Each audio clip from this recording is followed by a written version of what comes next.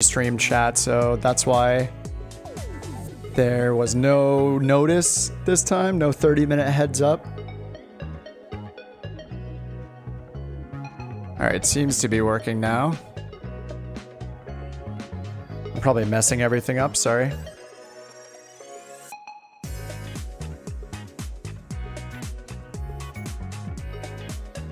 Okay, there we go. I think the old URL is broken.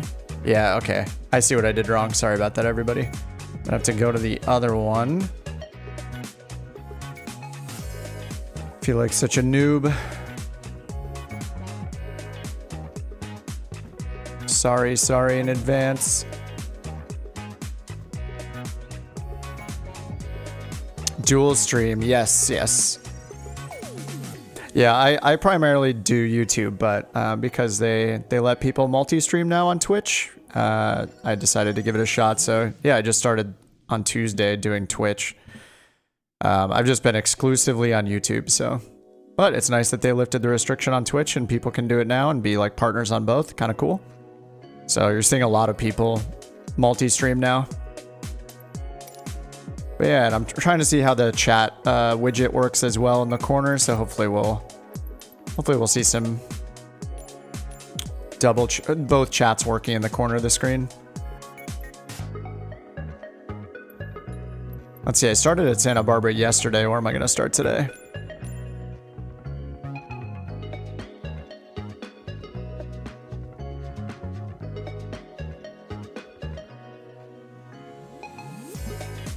All right, well, the FSReborn M500 called the FSReborn 500 came out, but it is a Piper M500 turboprop. And holy crap, there's a lot of liveries. This is the one I used for the screenshot, this blue gradient one. Pretty rad looking. Look at this one, like this. It's got like a grayscale chevron thing going on the sides. Oh my god, this one has a magical unicorn with a rainbow. Alright, I gotta try this out. And not Santa Barbara, but actually let's do San Luis Obispo again, but fly north. Just start there. Departure, multiplayer. See how this goes. 45-second stream accidental. No, I just started on Twitch to see that it was working.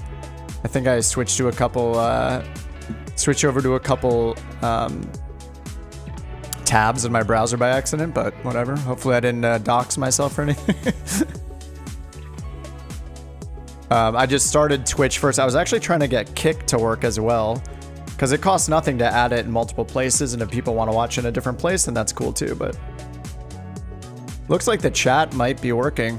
I have Twitch. I've had a Twitch account for a while, but the reason I've never streamed on it is because Twitch doesn't let you become a partner of Twitch and a partner of YouTube and multi-stream, but they lifted that in the recent past. So I've been, as of the last stream, I started doing it on Twitch as well. It was only recording Microsoft Flight Sim. Oh, sweet, cool. Well, that's cool. Yeah, but if you guys prefer Twitch, then there's no downside to me doing both. I can eventually, like, if I get like affiliate or partner eventually on Twitch, then I'm totally down to add all the badges and everything there. Yeah, and I got the chat in the corner of the screen, so you can see both Twitch and YouTube chat at the same time. And that's part of the reason why there was no heads up for the YouTube stream. Is I don't know if the chat widget works perfectly if you do a scheduled YouTube stream or not, so I'll have to figure that out. But I didn't feel like dealing with it tonight. What is this livery? Oh my god, what's up, Mike? What's up, T? Falcon? Oh, nice, Falcon. Thanks for following on Twitch, dude.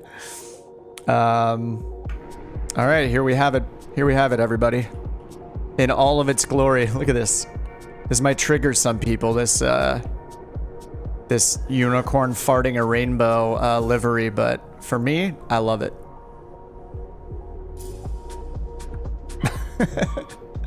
Hey, right on cue. The dog knows I'm streaming, so it's starting to bark. Hope you guys enjoy that background dog.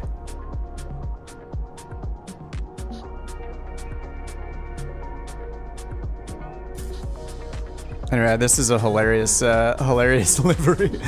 There are like 12 liveries or something like that, so this is one of the many.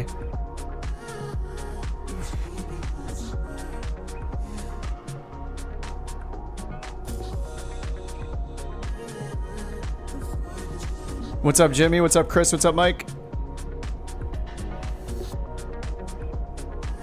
Hopefully the chat, I'm trying a different chat widget than last time. I'm actually not sure if it'll support, maybe I should try it real quick, see if it'll support the badges. I'm not sure that it will, but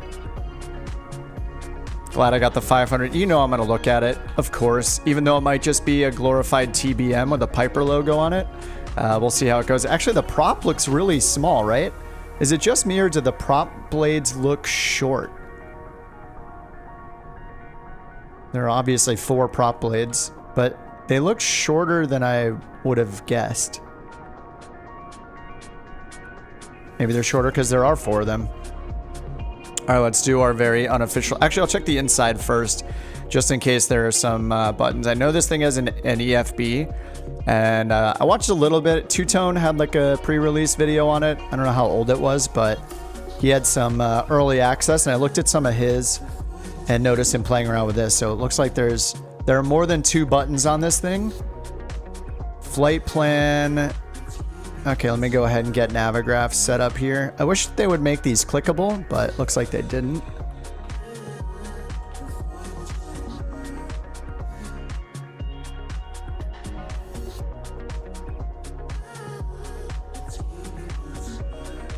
Looks very much like the TBM, yeah. All right, we've given that permission now.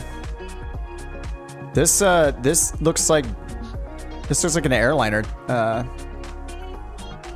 EFB. All right, let's make sure all the settings. I always start with settings. I don't know why. Maybe you guys are the same way.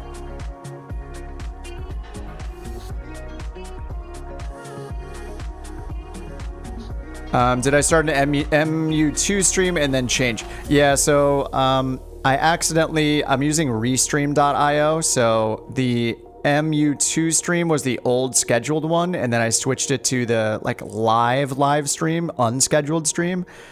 So yeah, sorry if that was confusing. The other stream should be dead now, hopefully.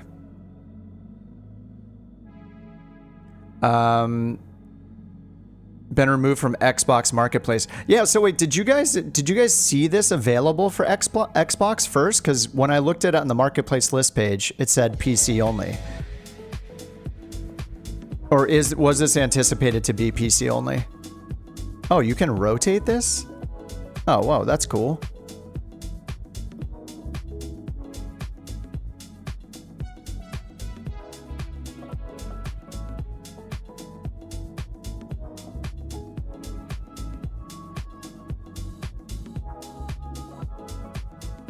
How much was the 500? I actually didn't even look at it. I was in such a rush to do 5 things at once that I just clicked the button. I'm gonna look really quickly in the news announcement because it should be listed there. Here we go, development update. Let's bring this up. Actually, it's worth, I should check to see if there's anything significant here either.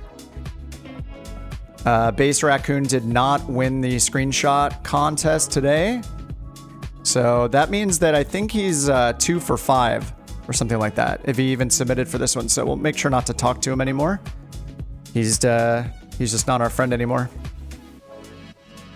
Last Tuesday, MU2. Oh, they upped the price of the MU2 now. It's $15.99. Still pretty cheap. Oh, $32.99. Thanks. You beat me. I'm actually curious down here if it shows. Okay, the MU2 is $14.99. Why does it say new? Oh, they're just advertising it again.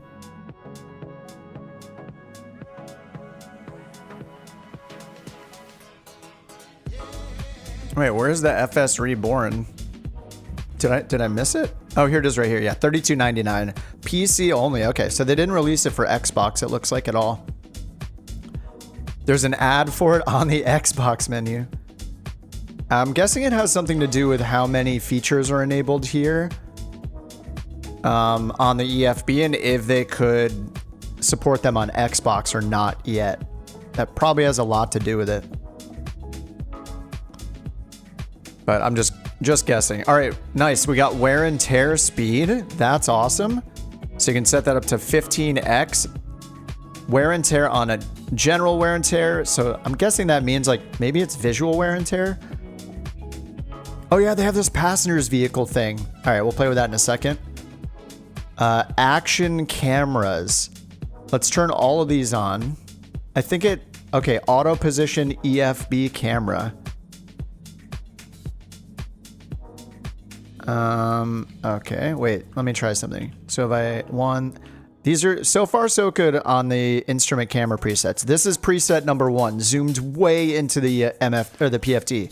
This is awesome. They're usually never zoomed in this far. They're normally like number 1 will normally be something like this. Anyway, that's pretty nice. That's 2, that's 3 up on the autopilot panel. 4 is over on the EFB. Here's 5 down on the pedestal. 6 in the overhead. Looks like we have, yep, all of our power, lighting, and anti-icing systems up here. Looks like the dome lights are functional. We'll check all that in a second. The circuit breakers are functional. All right, all the circuit breakers, it looks like, can be highlighted, including all of these right here near the left seat yoke. All right, we got cabin pressure, cabin comfort, and then another set of circuit breakers over here on the right. All look functional as well. Nice. I wonder if there's one for the standby indicators I can turn off to grab some FPS back. Unless there's steam gauge. Actually, are there? I don't see any standby instruments.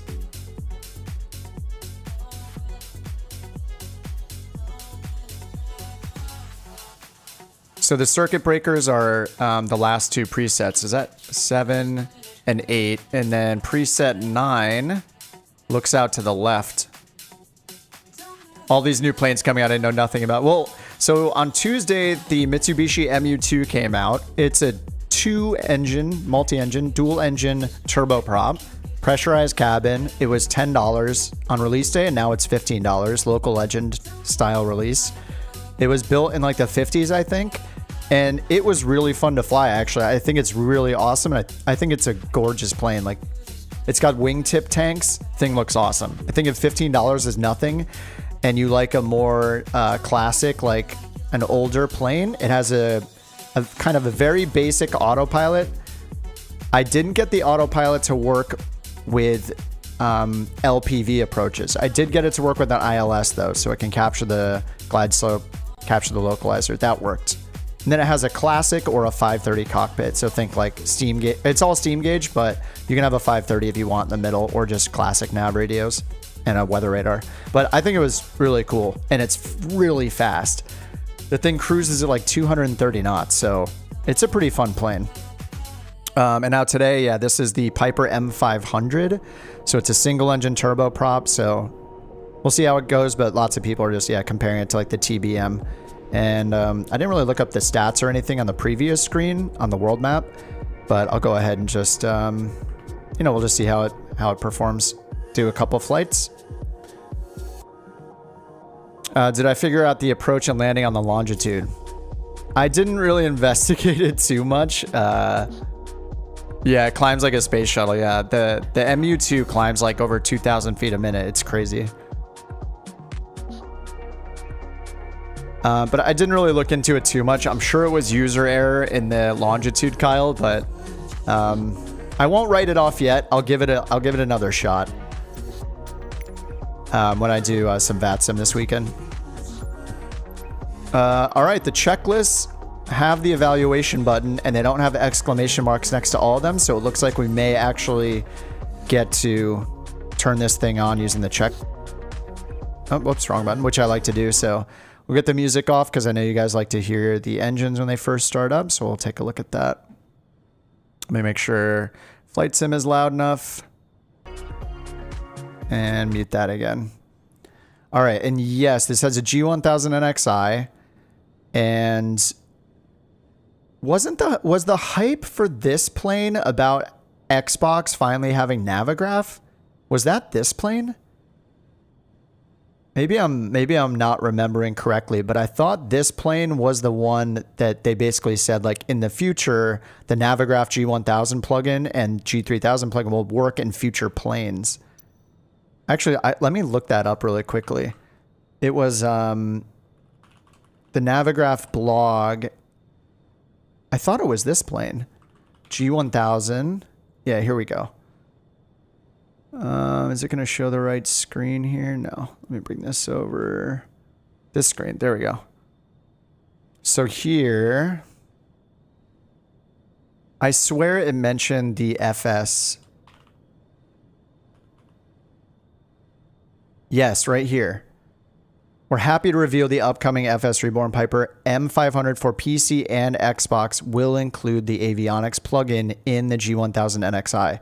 So this was the plane. It's not released for Xbox now, I guess. It was originally supposed to be, but so something must have happened when they you know, hit the big green button and released it, where it's not available for Xbox right now in the marketplace. So, but I'm guessing it has something to do with this. Like, this is the first time they've ever put the Navigraph plugin inside an Xbox plane. So hopefully that happens soon. Hopefully they fix that in the coming days or week or so, and then you guys on Xbox can get it. All right, let's try the checklist out. Pre-flight checked. So it's just pointing over here. It has an exclamation mark, so this is a manual item. So we got wear and tear. Oh, send SimBrief plan. Oh, I can put my SimBrief username in. Okay. Can I type with my keyboard? No. All right.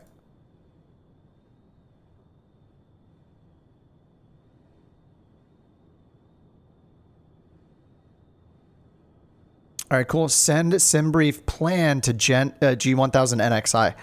Is that going to do it automatically? Oh yeah, I'm in San Luis Obispo. I've been by the way. If you guys want to fly along to during the stream, West USA, KSBP, San Luis Obispo. All right. Auto position EFB camera. I'll just leave that off for now. So then it has auto camera, action cameras for things. Let's try the passenger vehicle, actually, before I continue with the checklist. Oh, faster release to do PC first? Man, I hope it happens soon then. So you can choose from a bunch of different passenger vehicles. Oh, there we go. Stop preview. Preview. Okay, so that just spawns. Does it like drive up or something? Oh, it does drive up to us. Oh. Heck yeah. That's some luxury right there.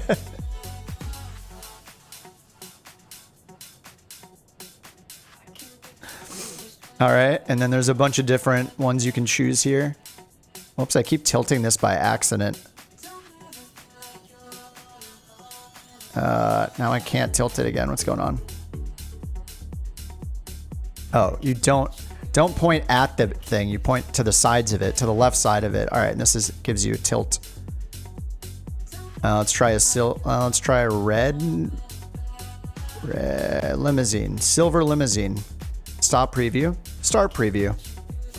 It's kind of funny they took the time to do this.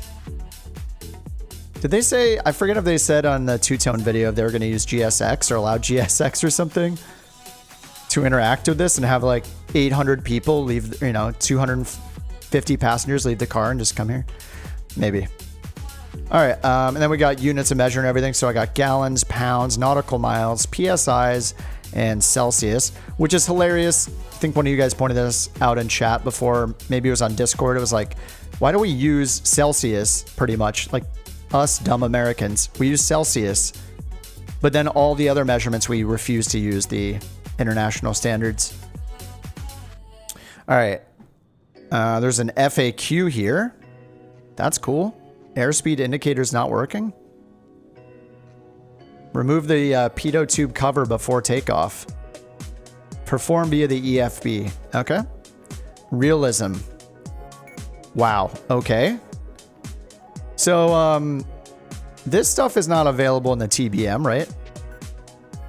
It feels like it's been a minute. Oh no, it is. Sorry. The black square TBM, yes, but the stock TBM, we don't have any of this kind of stuff. So if you don't want the TBM 850, so you don't want non-G1000 panel, you want more of the 930 style with a G1000 and XI in it, maybe this is an option if you want kind of that black square level of realism with failures and stuff like that. All right, so we have electrical failures, battery wear and tear, light bulb wear and tear and failures, fuel and payload, persist last fuel and payload quantity, and allow payload changes during flight. So you can have it remember between flights how much fuel you had the last time. So when you come in, it's like you own this plane. And I assume all the wear and tear is the same. It wouldn't make sense if it wasn't. So yeah, this is, it's going to save all these states for this plane, presumably. Engine failures. Make sure to have engine stress damage on for engine wear and tear. All right. Engine oil changes. De-icing boot failure. I'm just going to turn all this on because it'd be hilarious if this happened and I don't know how to, recover from any of these. So let's just turn them on and just see what happens.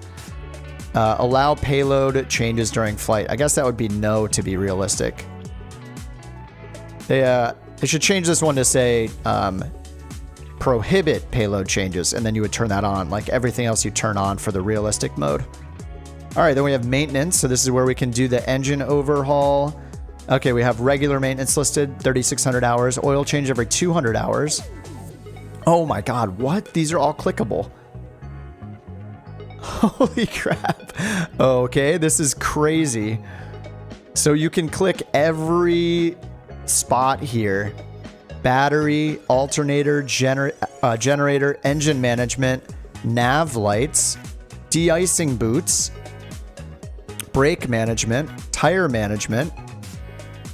And you can replace the tires and you can refill them with air. Get the tire pressure up. Hydraulic pump management, inverter, and flaps management. This is insane. So for all of these, you have options on repairing it. So if you're actually doing your pre-flight check or you're flying this thing for a long time, you'll want to, I guess, make this your ritual if you enable all these realism features. Cabin comfort. No passengers on board. Oh. So actually, if I bring the passenger car, does it load passengers? All right, let me turn on all these statics here. Security cones, we'll connect the GPU. There's a red carpet, okay. Okay, this is the automatic camera thing that's happening. So as I turn on the GPU, it goes out and it watches it connect and turn on. Nice. How do I get back? Oh, it just went back automatically. Nice. I was about to hit the button, so that the time they chose there was good. Chris says, I can hear my wallet start to scream from the other room. Hey, Mike, what's up? Hope all is well. Haven't been able to check in. Interested in this plane. Cool, yeah. Hopefully I can show you what you want to see in it. All right, cargo and fuel. And then we have real-time and instant loading options. This has got to be the most advanced GA plane EFB we've ever seen. That's nuts. I'm going to let me get SimBrief going.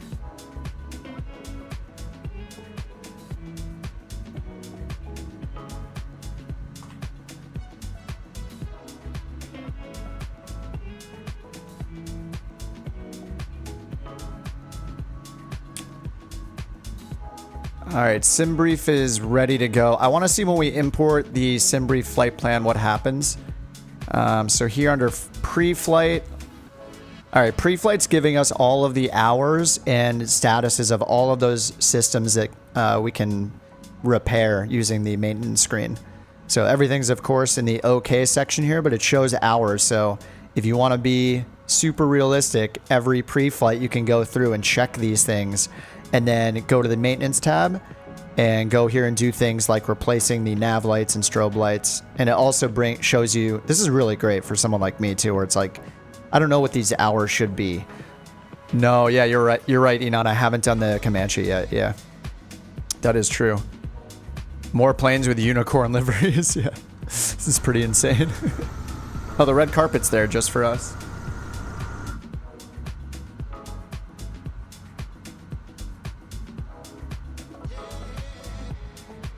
All right, so let's go to flight plan, import from SimBrief. So we're at San Luis Obispo, so I'm gonna go do a new flight. I'm guessing there's not an M200 in here, so I'm just gonna pick the TBM for now. San Luis Obispo, let's fly up to the north. Let's fly to like, man, I don't even know. Like outside should I go to like San Jose or something like that? Maybe that's too far. How about Monterey? Monterey airport code. MRY, there we go. I'm very smart. All right, Monterey is a little closer. All right, I'm just gonna choose TBM 900. I'm guessing there's no M500 in here.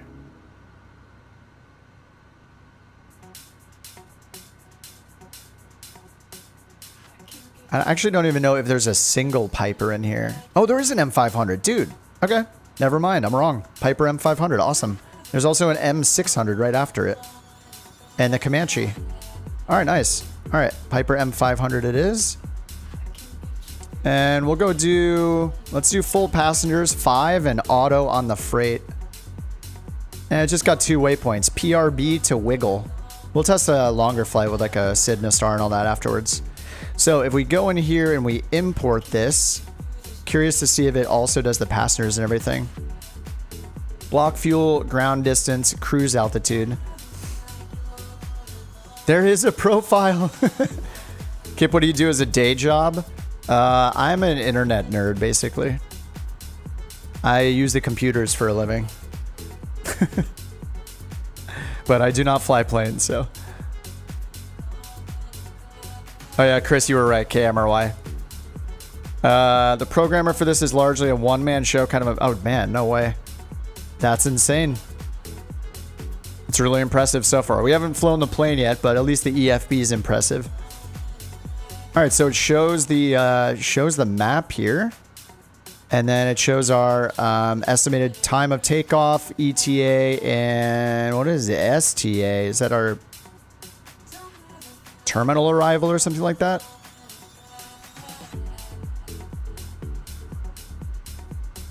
Okay, flight plan, and then if I go over to, where's the weight and balance section again? Ground ops here. 1, 2, 3, 4. So it looks like it loaded 4 passengers in, right? Oh, let me check this. If I bring all these to 0, and then we go back and we import it again. And then go back here. Yeah, it is adding the passengers.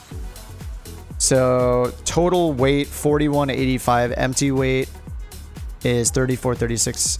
So 4185, and then back here 0 fuel weight 4850. So 4185 plus 580. 4185 plus 579 is, it's a little low, isn't it? 4764. So it's like 90 pounds underweight, but I mean, cool. Oh, do I have to hit load here? Load real time. Requesting fuel truck.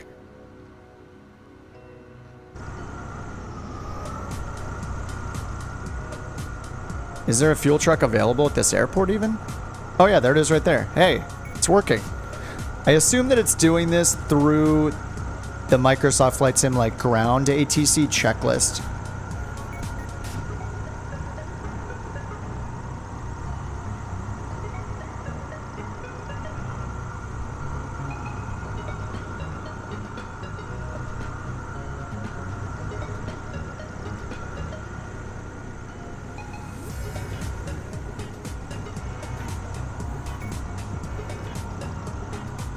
I'm not...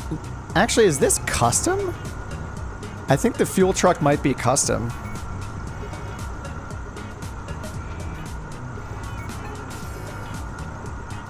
Open the doors, mate. Alright, mate, I'll get on in a second. This is custom, right? Yeah, this is definitely custom. Look at this whole intersection here. This is not the default fuel truck. And I'm actually going back inside to see if it does the camera for this. Flaps. Oh no, there is no fuel. There is no fuel camera, auto camera for the fuel truck. Is it actually going to attach it? What if a dude gets out and he's wearing a rainbow colored shirt that matches the livery?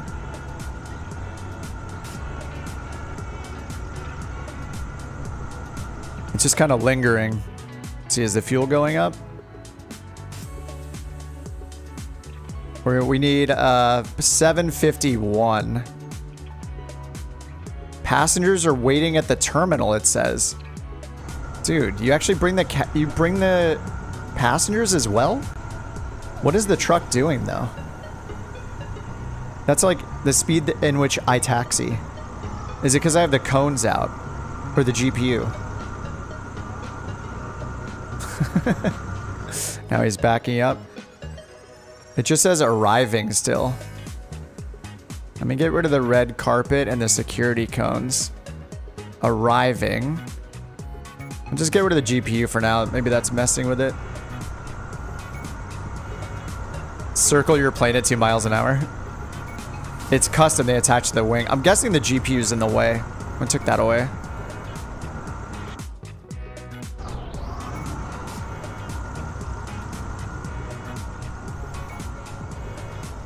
Built-in GSX. Arriving. Connecting hose.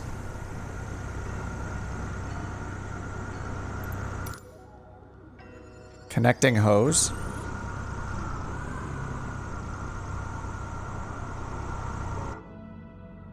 It keeps moving me back into the cockpit automatically. Okay, this is getting annoying now. Let me go turn all these off, I guess. There we go.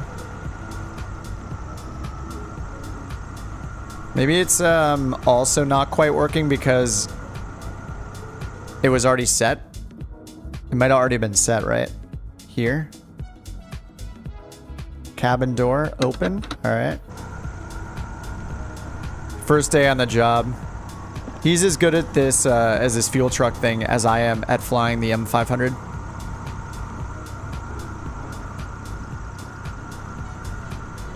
All right, well, I'll just hit skip for now, I guess. It's probably, oh no, it did fill it up here. So we're at 56 gallons now.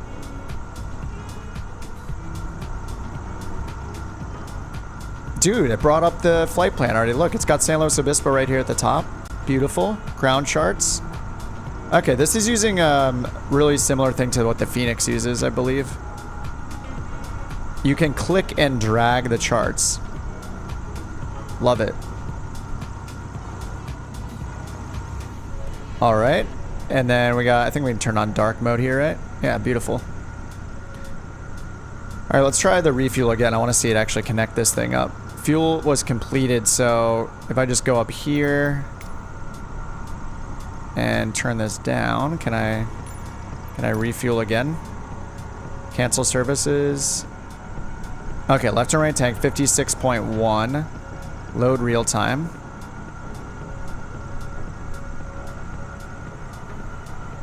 It's frozen. Uh-oh. I think I messed it up by changing the in-sim fuel. Oh, we're back. We're back. I don't know that that's a plane thing. I feel like that's just a flight sim thing. All right, let's try load real time again. Oh, whoops. Oh, no, I skipped it. Oh, no. Reset. Sorry, guys. Sorry, guys. Re-import from SimBrief. Ground. All right, all that stuff's back in there. Load real time, and now don't click anything. All right, requesting fuel truck. All right, he's coming back. Don't even worry. I want to see this in action. I got to see him connect the hose. It's very important.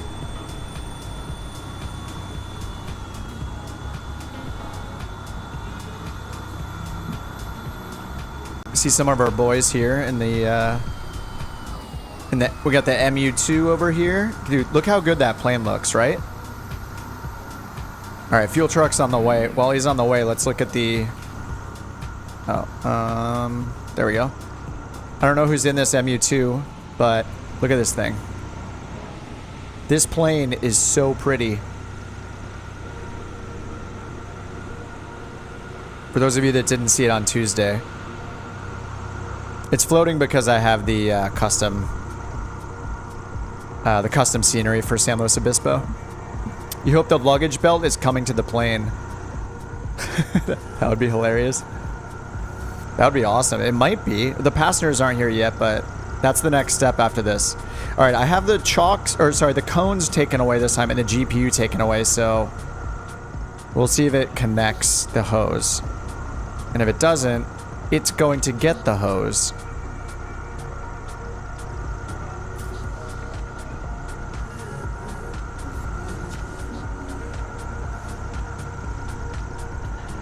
Am I doing something wrong?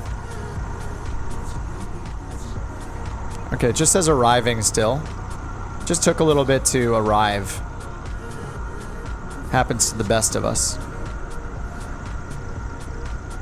Cabin comfort. Serve coffee, snacks, organize pillows. What? I'm not even gonna have to fly this plane. There's so much to do in the EFB that flying the plane is like a side note. I should have set aside 10 hours for this stream.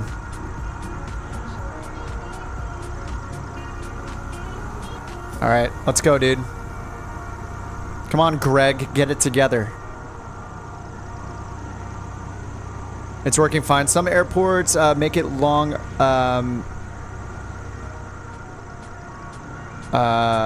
It takes longer just because the airport data. Yeah, it could be getting messed with because of the custom scenery I'm using too. Maybe with the altitudes, the way some people are floating. Maybe that's an issue here as well.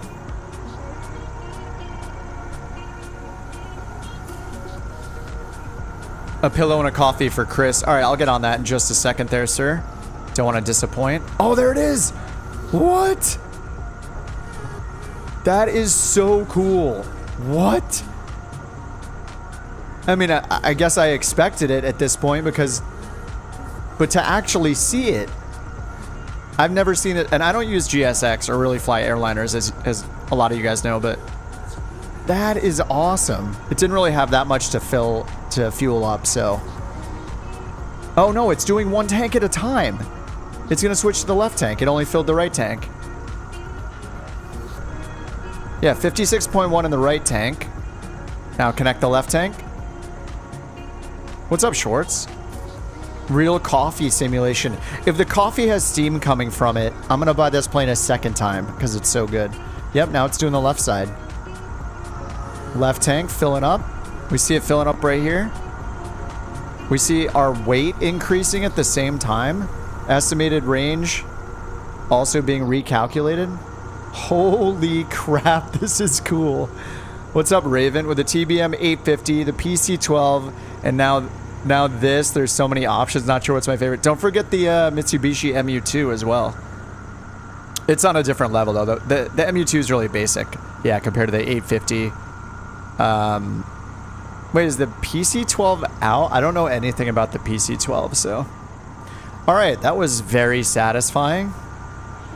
Alright, now it's gonna... I think it automatically moves on. Yeah, passengers are now boarding the vehicle, so I don't have to click any of this.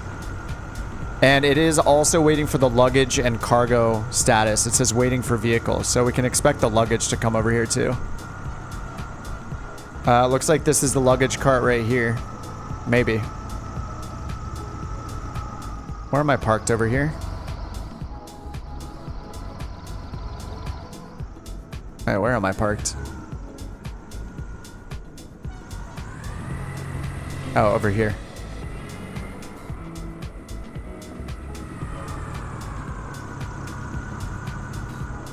Alright. Looks like we got the limo on the way. Oh man, that looks really nice.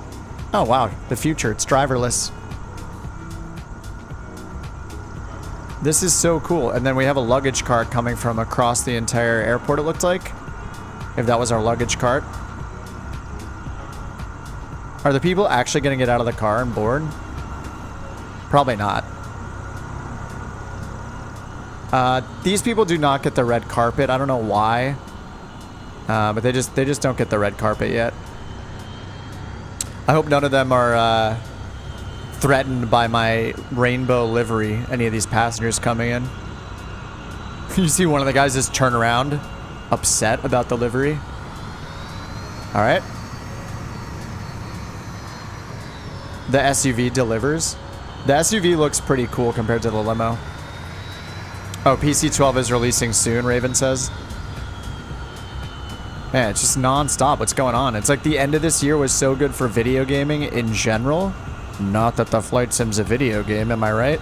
But it's like at the same time with all these hyped, super like exciting games coming out that people have been playing, like Baldur's Gate and Starfield was, you know, like it or not, like either one of them or not.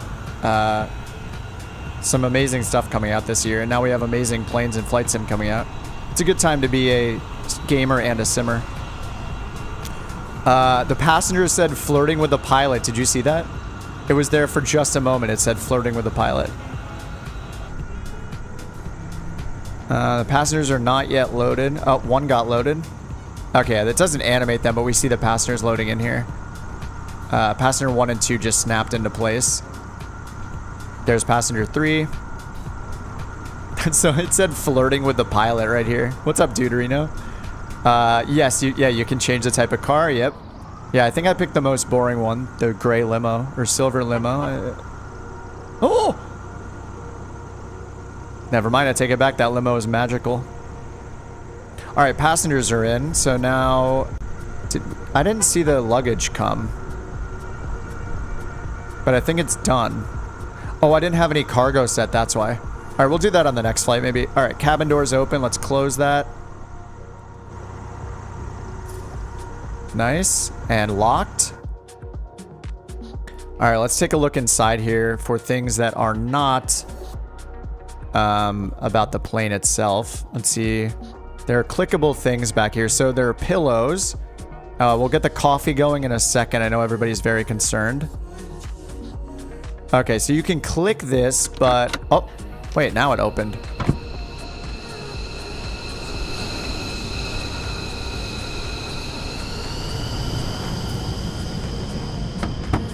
Okay, when you click it, there's a bit of a delay before it actually does anything. But yeah, you just click on it. All right, let's get these pillows organized. Cabin comfort. All right, organize pillows. Okay, so we can stow the... What the? Stow the pillows. Deploy pillows? Okay, they just jumped around and then disappeared. Organize pillows. They're back. They're animating in real time. Deploy pillows. I don't know what organize pillows does. Do they like shift around during the flight maybe? All right, let's try serve snacks. Oh my god. A croissant. And macarons. What? Oh my god.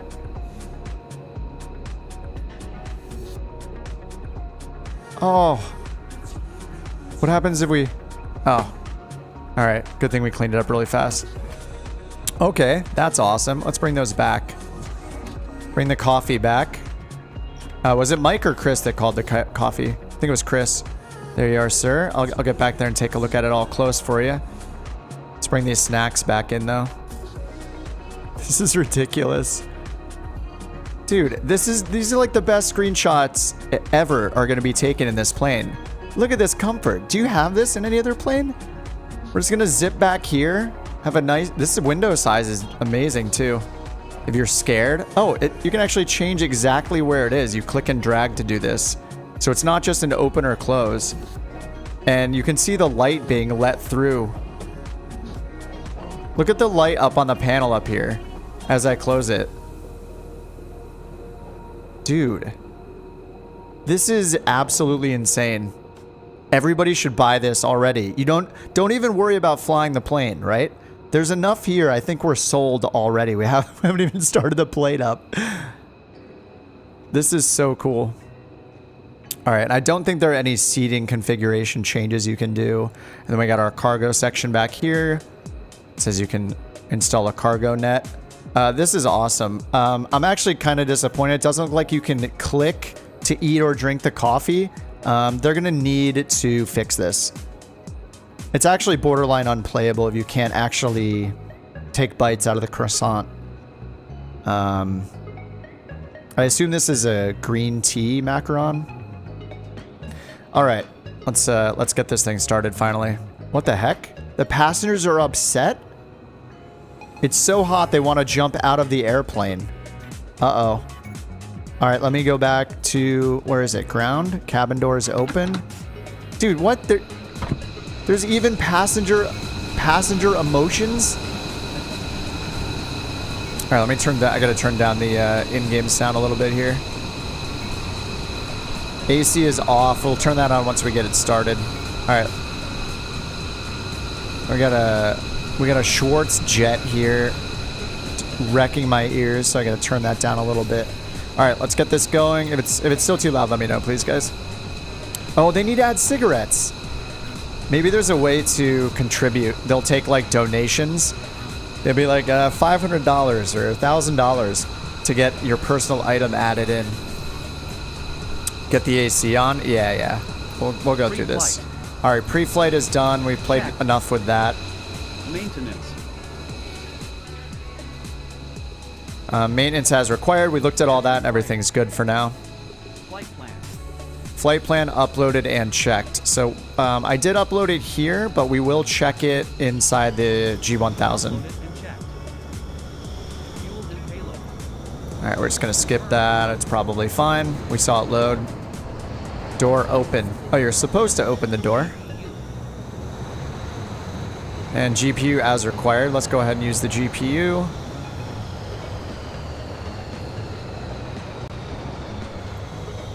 And we'll get rid of the pitot cover, prop covers, and parking brake is on now. We'll just remove the chocks just so I don't forget later.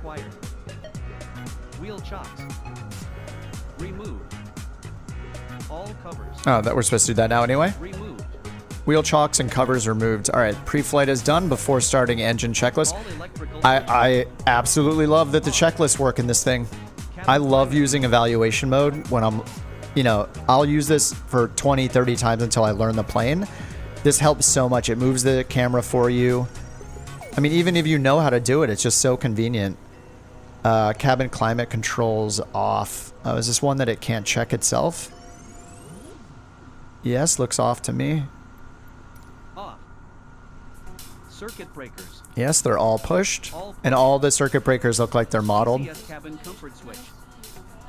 Off. Parking brake. Set. Lead air lever. Full OFF. Closed. Power lever. Idle. Condition lever. Cut off. All right, we got condition and power. And just one giant throttle. On. Pilot PFD. Emergency switch on. Verify on check system status. All right, this is on since we have the GPU. Hammer switch. Off. Battery switch. On. Fuel gauges. Check quantity and imbalance. Fire DD/AN. Lone Gamer says if the temperature, food, or pressure isn't right, they get unhappy. I think the devs may tie it into management stuff like on air. Oh my god, that would be so cool. Or Parallel 42. Separate for fun. Yeah, I assume it doesn't have any real effect. It's just like a fun thing to do. Okay. Press and hold verify engine fire CAS message. Yep, I saw the red message there. Okay, nice. All right, engine start. So we have using battery. Let me go back and see if there's a using GPU. There's not, so... Anyway, the GPU is still attached, I believe. It is. 24 to 26 volts. Fuel pump switch. Why haven't you bought it yet? I don't know, Chris. Get on it. All right, fuel pump to manual. So I use my mouse wheel on that because it's a three-way switch. Fuel pump on CAS message. Fuel pump left and right are on, so we'll tick that. Illuminated. It's kind of nice. So I don't know if they're doing this switch. intentionally, but some of them are not manually advancing. So when you're verifying things are on, it has us look at it, the CAS message there, and actually click tick mark. So I don't know if that's a limitation or it's on purpose to make sure we actually look and verified it ourselves. All right, ignition to manual. These lights are beautiful. Ignition on There's like CAS message. that seems not normal to me too. The glow on those lights looks really good. Ignition on. Yes, ignition is on right there. Illuminated. Oh man, this thing is really, really nice so far. Auto, light and switch extinguished. There are too many planes to Push fly. start switch. Push the start switch. Did not move up there automatically. It's fine. Lift and push Lift start. cover. Okay. Push. Cover usually comes back down automatically on pressure. covers like this. Doesn't look to be the case on this one, which is kind of cool actually. Check that the oil Check pressure is rising. Ing, min 13%. Okay, it checked that automatically. Stabilized. All right, it's at 16% now. Condition lever. All right, condition to run. Let's see how my mixture control does down here. Oh, just all the way forward. Okay. Run. So you just take your mixture and move it to the full ITT. forward position, and we're done there. Max 1000 Celsius, limited to 5 seconds. All right, watch the Starter at ITT rise up. 56% ing. 690, 700, 714 and back down. Starter at 56%. We're at 50 right now. It's green at 52-ish. It's over 56. It's up to 64. Oh, I just hit verify here. Verify, Okay. starting Once it's gauge. past 56, I guess we're In. verified start. Okay, stable Stable above above 63. 63%. Nice. I love these checklists, man. Great job programming this in, Verify guys. 1200 There's RPM so many minimum. third-party planes that do not code in the Gen switch. checklist, and they're super useful. All right, gen switch on. On. I wonder if it has the Check remove positive GPU amps as part of 28 this. We'll volts. see. Alt switch. Generator On. alternator. We can probably turn avionics Fuel on. pump switch. Fuel pumps to auto. Auto. Ignition to auto. Ignition switch. Oh, ignition off. Okay. Off. Maybe we do auto Oil on pressure. takeoff. We'll see. Oil pressure minimum 60 psi. We actually need to check these things in this plane since it will do wear and tear on pretty much everything. It looks Minimum like. 60 psi. All right, nice. All right, before taxi checklist. So I didn't say to get the GPU off, so I'm going to do that here. And let's go to over to cabin comfort. We'll get the AC. Okay, this is not clickable, but I'll go ahead and click them after I close the cabin door because it's so loud out there. All right, cabin comfort. ECS is down here, I think. There we go. Air conditioning on and low. Vent fan is off. Let's see the passengers get happy. AC is on.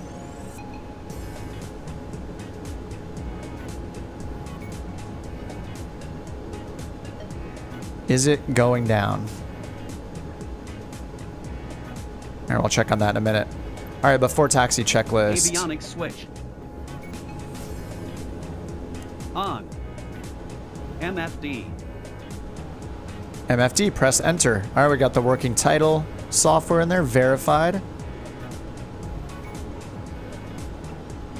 All right, and it also has, dude, that is awesome.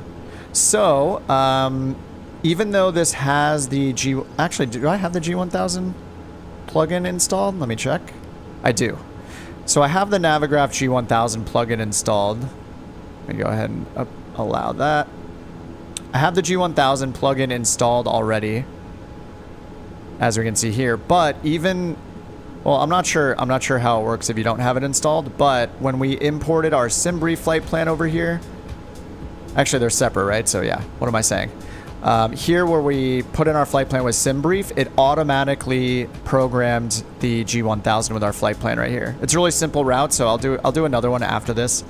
We'll do it 2 flights, but it did automatically program it. So you don't actually, it seems like you don't have to go in and also go to flight plan catalog using Navigraph. Doing it manually here yourself. It'll just do it automatically. So it probably is just a shortcut to using this.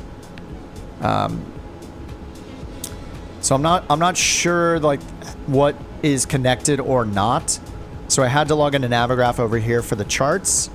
So if I go here to departure, oh, nice. We have METARs, TAFs, and NOTAMs. Awesome. And then we can look up any METAR, it looks like. And here's a summary of METARs. All right, nice. Dude, this is so nice.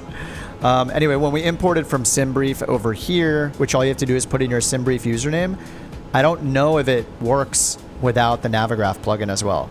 Hopefully it does, and it'll just program it in automatically for you. But regardless, it is programming it in. It looks great.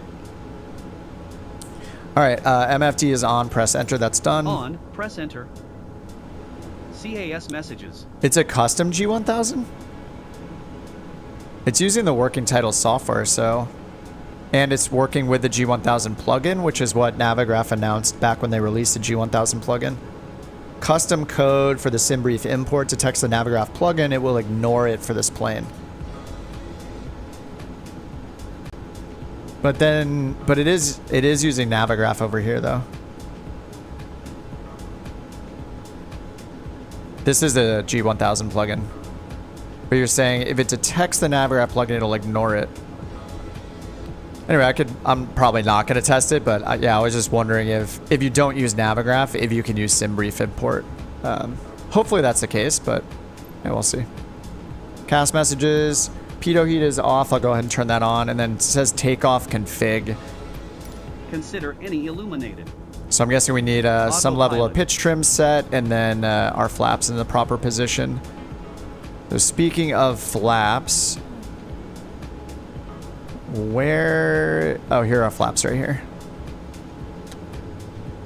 So 10, 20, and 36 degrees. It has the indicated airspeeds for using the flaps right there. We got a rudder trim switch, and then it's also got the speeds shown for landing gear. 168, which is the same as flaps 10, and 129 has to be up before we're 129. Is this study level? I am not the person to make that decision, or to make that call, really. I'll let the people on the Flight Sim forums argue about that. But I mean, so far, at least all of the technology and the features built into the EFB are incredible. We'll see what it's like to actually fly it. All right, I'm gonna go ahead and change it to daytime here.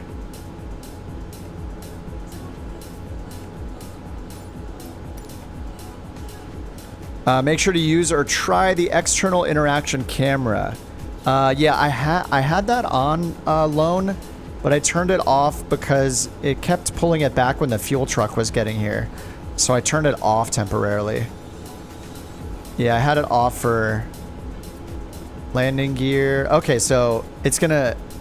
Alright, so it'll automatically go and look at an external camera when we put the landing gear up. That's gonna be really cool for people that... I mean, I guess it's cool for everybody.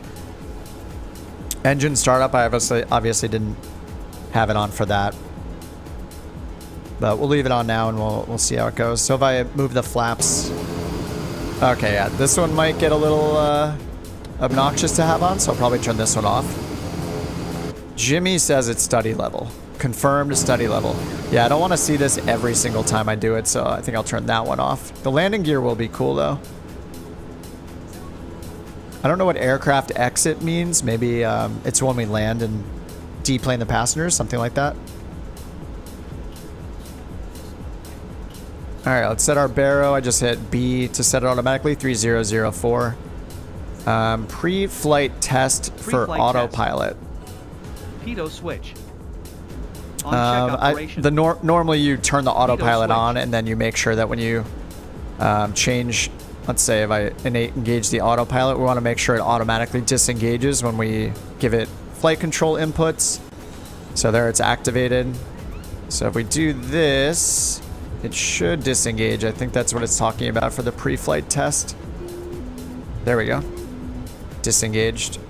All right, pitot switch on and then off. It is 27 degrees Celsius outside. Taxi/rec LT switch.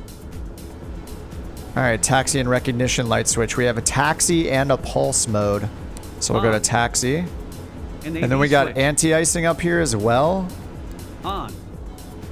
Surface de-icing, stall heat, and prop heat and pitot heat. Yeah, stall and pitot come on together with my switch, which is usually the case. And then we got a strobe, an ice light, and landing lights. Let me see. I'm just going to check my switches here. So if I hit strobe. All right, that works as expected on the Bravo. Taxi. Okay, so taxi... Okay, taxi does not go to the correct position, so you have to do that manually for now, it looks like. When I turn the taxi light off on the Bravo, then it sets it to pulse. And then icing, if I hit my de-ice system switch on, it does the prop heat only. And then pitot does both pitot and stall heat. But we also have windshield heat up here. Alright, but the rest of the lights work fine on my switches. Alright, let's tick that. As required. Radio avionics. Radio avionics. That just comes with our G1000, I assume. Probably make sure that we don't have a circuit breaker popped as well. And then we have dimming switches, panel avionics. Okay, so increase or decrease. Oh, there's a day and night switch. Oh, let's test out the day and night switch really quickly. Let's go to nighttime. And then if I hit the day switch, I don't think it's doing anything. Day, night. I would hope night would be more... Actually, maybe it's a preset. Alright, if I try to dim this... Oops.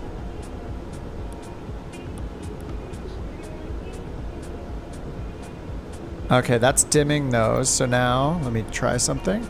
Now if I hit day, nothing happens. Okay, I was hoping that would be a preset almost. But you have the dimming switches up there. Alright. I was hoping the day and night switch would be a preset, so you have two presets, one for day and one for night. I'm probably just using it wrong, but I don't want to wait too long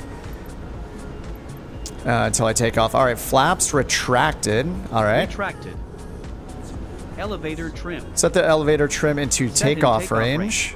All right, it's just Rudder completely trim. neutral, so we'll just leave it there. Rudder trim set to 2 to 3 right trim. I don't trust this, so I'm going to leave it where it is, because every time I've ever set rudder trim in a plane, like the Kodiak comes to mind, I end up never using the rudder trim. So I'm gonna leave it. Actually, do I have? Let me see if I have shortcuts set up for this. Okay, I do have shortcuts, and I have a reset. I think the reset switch doesn't work. Set 2 to 3 right trim. Bleed air lever. Oh, I do. There we go. All right, reset works. All right, I will try the rudder trim then, just because I have it bound for science. All right, rudder trim right is set to 3. 2 to 3. But the little green band over here on the MFD shows it in the 3.0 position is where it's in the green band. All right, bleed air. Push in, on. Cabin pressure dump switch. Verify, isn't that right here? Verify position.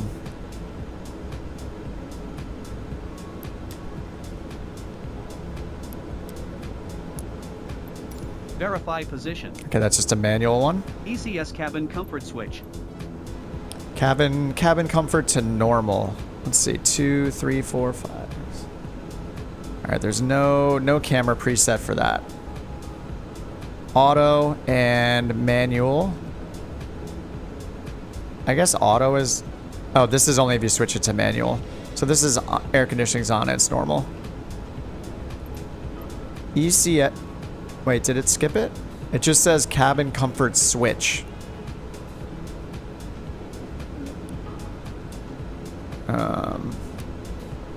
What is it? Oh, over here. Oh, there we go. Whoops. Okay, normal, high, and emergency. Normal. I don't know what that does exactly. LFE and TMR/REF window. Set. Hey, Sushi, what's up? Stall warn test switch. J-Foot, I'm just going to fly north to Monterey. I just kind of picked it randomly. We started from San Luis Obispo in the MU2 on Tuesday, so I thought I'd fly north instead of south this time from San Luis Obispo. All right, stall warning. Press to test. Stall. That works. Stall. Stall. Stall. Stall. Okay, I'll just hit autocomplete on that one then. Altimeter set. Altimeter is set. Set. Parking brake. All right, Parking brake. engine run-up time. Parking brake. Parking Power brake. lever to 1900.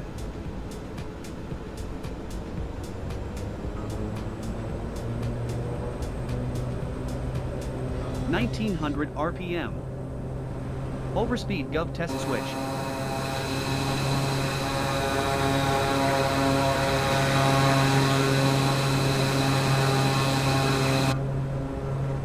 Overspeed governor. Oh, one of these. All right, push and hold and observe the RPMs.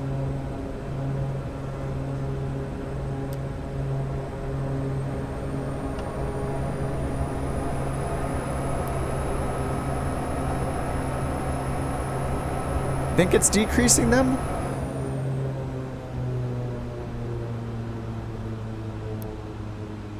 Pushing, holding. Prop RPMs are dying. Plane is dying. I think I hit the governor too many times. Uh-oh, did I break something? Oh no. I destroyed the engine. This is why I enabled all the failures.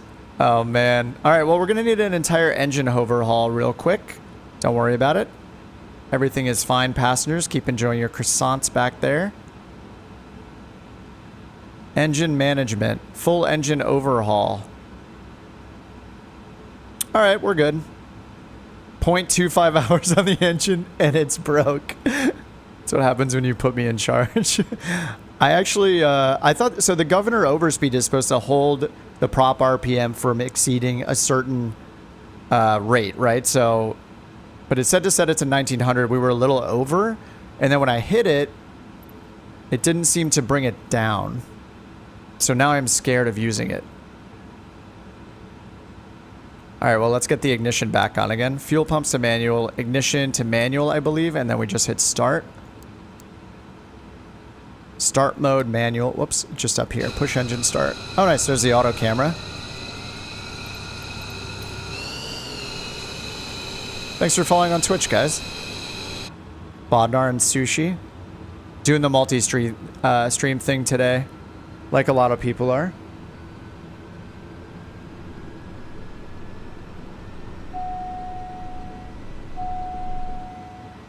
I had the I had the RPM lever up. I had the throttle lever up, so we got, that's why the ITT went so high that time. That was my mistake. Let's see if I damaged the engine again. Probably. Yep, that damaged the engine with too hot of a start because I had the prop lever. I had the thrust lever all the way up still from when I was doing the tests. Oh man. Well, we're testing the failures. That was the plan all along. Don't even worry about it.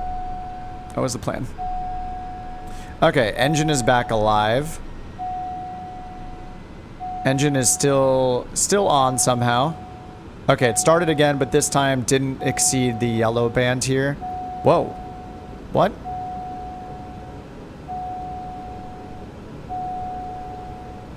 Okay, it's still okay. Oh, man. Too hot for TV. Generator off. Generator is on.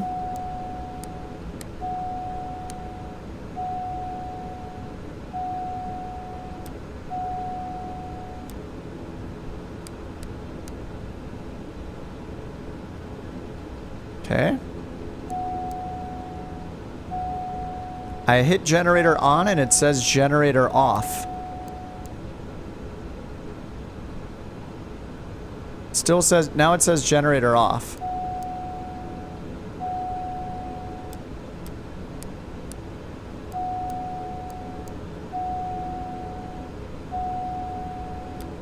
It does not like me. Pour coffee on the engine. Oh, the condition lever, you're right. All right, let me just do the engine start checklist again. Engine start, using battery, reset. Let's see how much it'll auto-complete for me. Fuel pump to manual. And ignition switch to manual. The fuses. Oh, is the circuit breaker out? This is why I shouldn't have turned them on, but also at the same time why I should have turned the failures on. Oh no, it's stuck.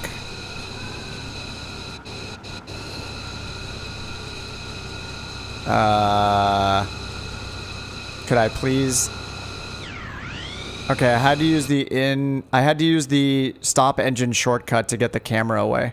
I'm gonna go ahead and turn all the cameras off. We'll leave the landing gear one on. All right, let's try this again from the top. I'll use autocomplete this time so it'll be a little bit faster. So anything the co-pilot can do, it looks like it will do. RIP. I tried to start it. I failed. Climate controls. Yeah, the realism's getting to me. Yeah, what's up, Josh? Off. Circuit breakers. All pushed. Nope, they're not. Engine start circuit breaker is popped. Off. And it thought they were all pushed. Parking brake. Let's check over Set. here on the other side to see if any of these are Lead air lever. pushed. These look good to me. Okay, so the engine start circuit breaker did get popped there. This guy right here. Crazy. I've actually I don't use realism stuff much, as you can tell. So for me, that's like the first circuit breaker I've ever seen actually popped. All right, bleed air needs to be pulled again. Yep, I got the condition back to power lever. Back to 0 here. Idle. Pulled all the way down to cut off. Condition lever. Cut off. Idle and cut off. Hammer switch. On. Pilot PFD. This makes landing at night at LAX on VATSIM seem relaxing. Yeah, imagine being on VATSIM, be good enough flying this and knowing all the procedures and stuff that you're on VATSIM and you get a failure on approach or something, like your landing lights die or, you know, I mean, that's the end game, right? I haven't flown the Comanche and I know you guys talk about it all the time, but if it's anything like this, I very much understand why everybody is so hyped about how good the Comanche is. Like, this is... I haven't even taxied this thing, and I'm stoked about it. This is great. On. Fuel gauges. Check quantity and imbalance. Fire DT/AN in test switch. Press and hold verify engine fire CAS message.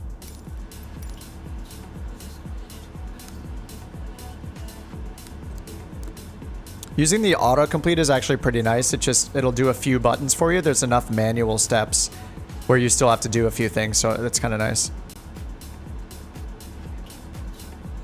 All right, it says NG minimum 13% stabilized. Did it break the engine again? I might just have to turn the realism off so we can get to flying. So I think I'm just wrecking things here. No, it says everything's fine. Passengers are very upset. NG is still at 0. Push, start, lift, cover, and push. I don't think it actually... Oh, no, it did do that.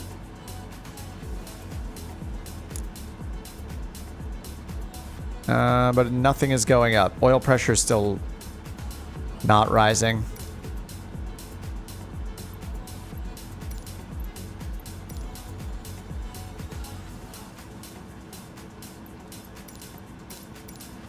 Let's try this again. I'm back at San Luis Obispo, Delta.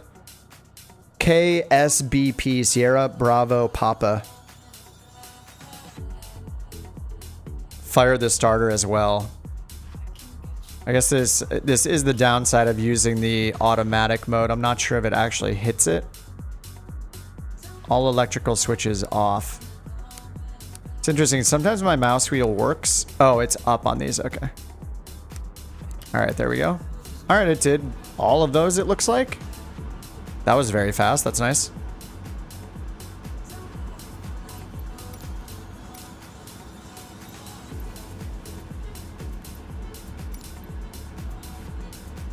Fuel pump switch to manual. So yeah, it doesn't switch some of these. Whoops. Ignition to manual. Okay, it hit the starter. No fuel pressure.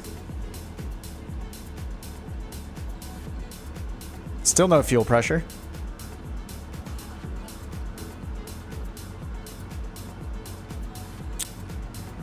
So we have ITT rise, but no generator.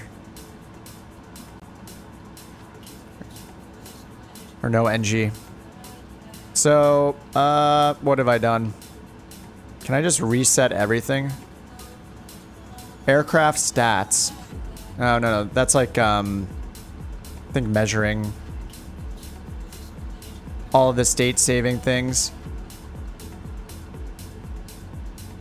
I'm just going to turn all these off for this flight. We'll get it up in the air, and then I'll turn them back on for the next flight.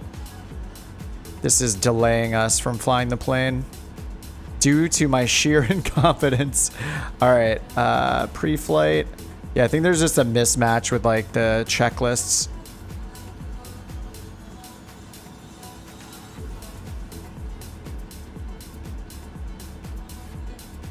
Okay, I'll hit load instant again and check the screen, make sure everything's okay. It is. All right, I'm gonna start back at pre-flight and redo this one. All covers removed.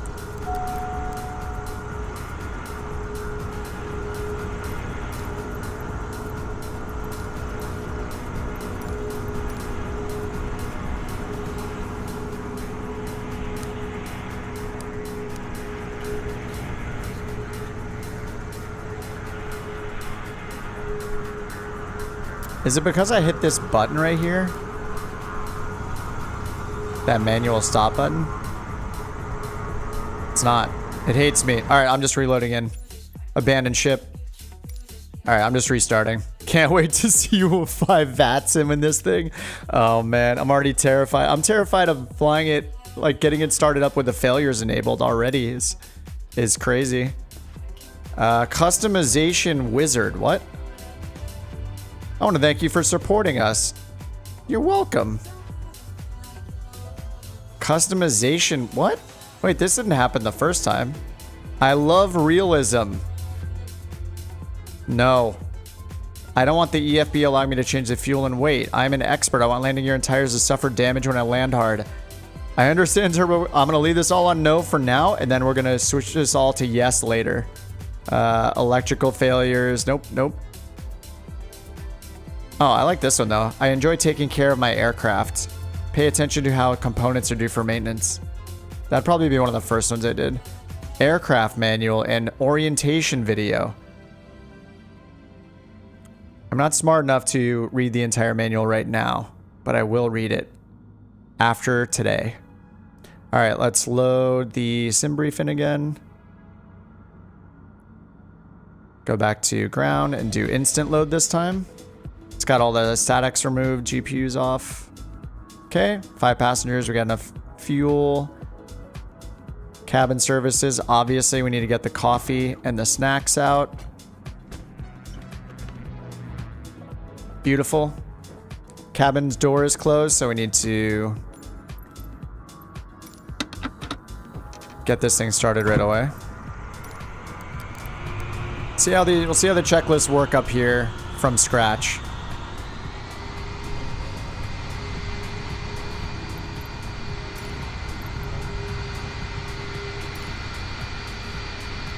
All right, fuel pump switch to manual.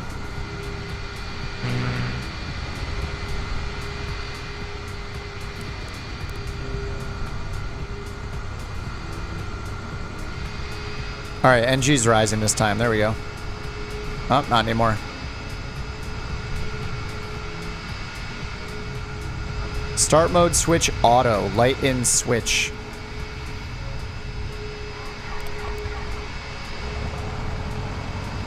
I don't get it. Push start. So it worked fine on the evaluation mode. So there's something wonky, more flirting. There's something wonky here with using the auto checklist. It seems like. Let's just turn on the GPU to see if that helps get it started.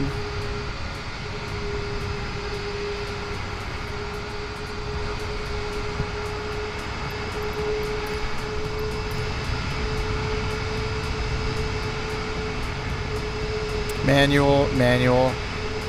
Start mode manual / stop, but up here it says push start switch, or sorry, start mode switch auto. Oh, the light in switch is extinguished, so auto is when it's, I don't know why it says man / stop.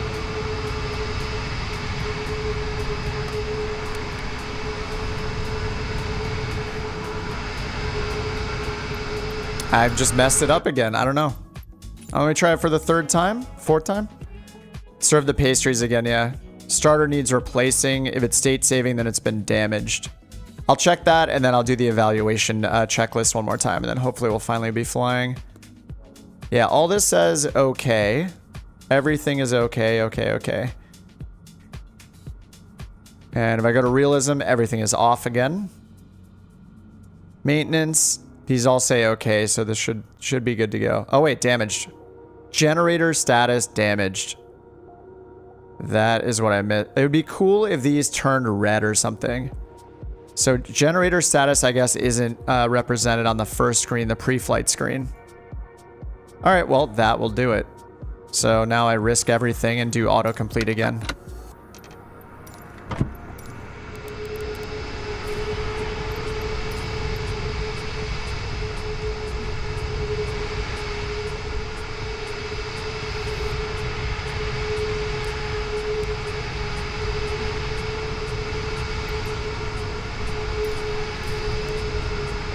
Yep, there we go.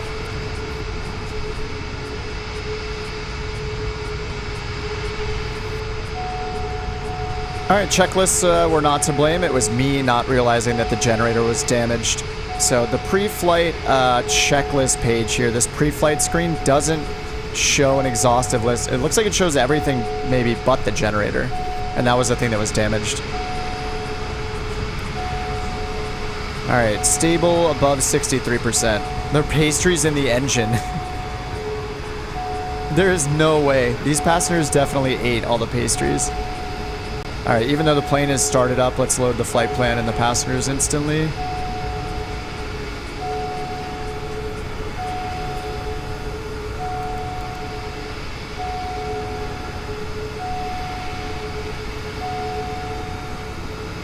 Oh, I can't load them because I have... Oh wait, is it from here? Okay, I don't have them loaded. Oh no, they are loaded, okay. Okay, it loaded them instantly, I guess. Fuel is not loaded though. Oh, cabin door is still open. Alright.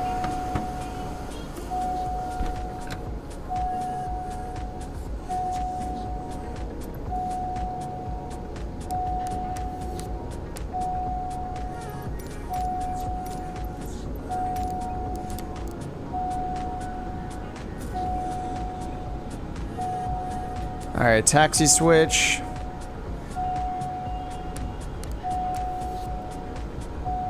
Alright, actually the checklists are working really well. It's doing a stall test. Just a few million in damage, yeah. We just got new engine, new generator, everything's fine. Alright, then release parking brake is the last thing for that list. And then we have engine run up. I'll just skip that for now for the sake of time before takeoff. Fuel pump switch to manual. I'll just do that to get through.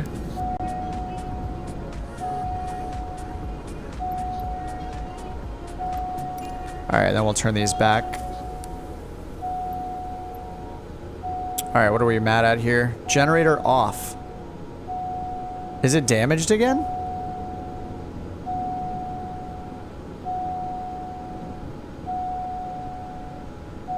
Cannot perform maintenance task unless you're on the ground with the engines off.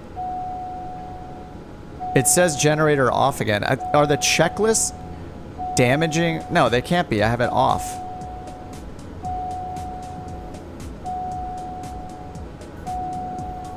Engine failures. There's no generator failure here, is there?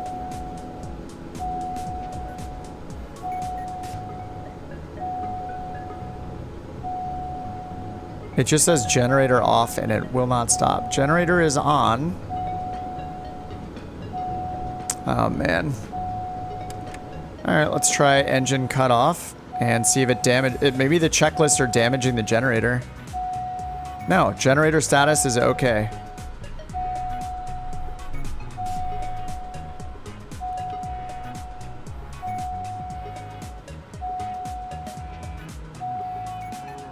Generator circuit breaker.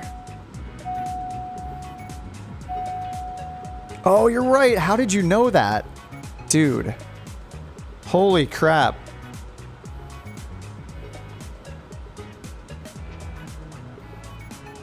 We got a real pilot in the chat.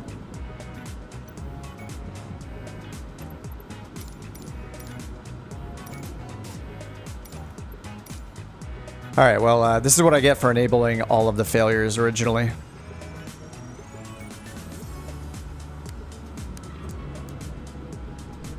I mean, it was fun, right? Right? I'm not sweating having you all watch me mess this whole thing up. Everything's fine. What's up, Sky? Another new plane. Yeah, I mean, this one, I think the hype around this one was probably much higher than the MU2. MU2 is really cool for basic plane, but this is terrifying and incredible at the same time. Man, this is, I don't know. This plane is really exciting.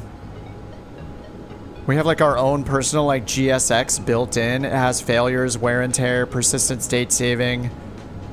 If I didn't mess it up, the checklist seemed to work. This thing is, I mean, it's a Piper, so it immediately has character, right?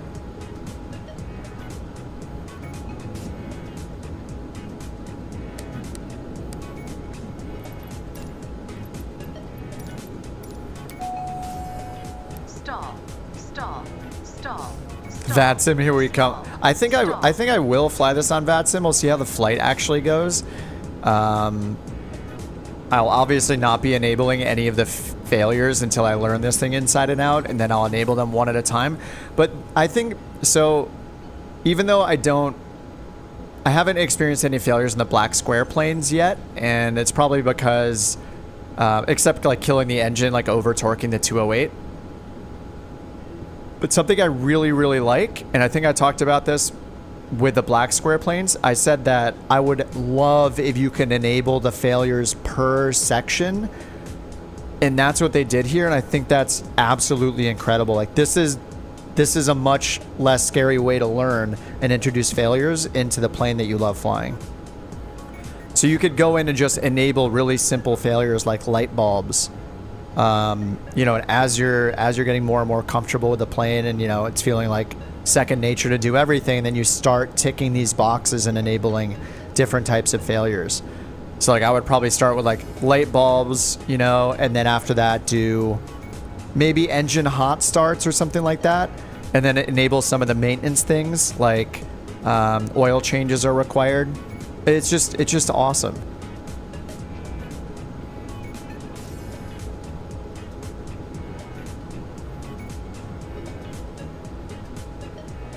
Black squares let you do that. Oh, do they let you choose each section? I've only seen where you can like go through and look at whether you can choose randomized or scheduled, and then you can choose the rate. Are you saying that when you look at the failure list, you can like turn them on or off? If so, I take it back. All right, let me turn these top lights off here. All right, parking brake release. I'll release and then turn it back on. All right, let's check our lights, nav, landing, and strobe. Landing can be off for now, right? And taxi lights on correctly. All right. Yeah, I'm gonna have to learn this thing step by step. This is awesome. Engine run up. I think I skipped that. Power lever idle. Testing the generator switch, verifying the alternator kicks in. And then the overspeed governor is how I broke it last time, so I'll just skip that again for now. All right, normal takeoff. We'll just read this. Apply brakes. Set power to takeoff. Oh, actually, before takeoff, let's look at our flaps. 0 to 20 degrees flaps. All right, let's go flaps 20 for now. Just do the big one. And 2 to 3 right rudder trim, which got changed, so I'll set that. All right, that's done right here. And I need to remember once we take off to reset the rudder. Actually, no, I'm not going to do that. I'm leaving the rudder alone. Leaving it neutral. I'm going to forget that step, and I want to see what it's like to not use it. Like with the Kodiak, they had like a 50% right rudder trim, and I never needed it. Okay, so rotation is 85 is our normal rotation speed. Obstacle clearance is 100. Does that say and liftoff speed? So VR, and then obstacle clearance speed is 100. So we should have the VY speed down here. 110 for our VY speed. All right, then we'll look at that stuff later. All right, let's finally do something. You guys have been sitting on the ground for an hour. Very sorry. I mean, you expect that from me, right? Windsor 310 at 9 for Hurricane at San Luis Obispo. Let's go look at our charts. So 310 at 9. I have Navigraph connected. Go to our airport info chart.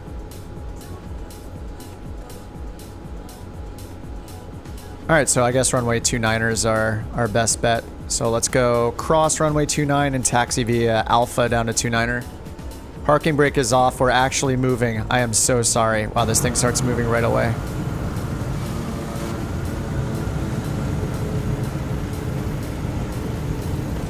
This thing is moving very fast. What is this plane just very thin?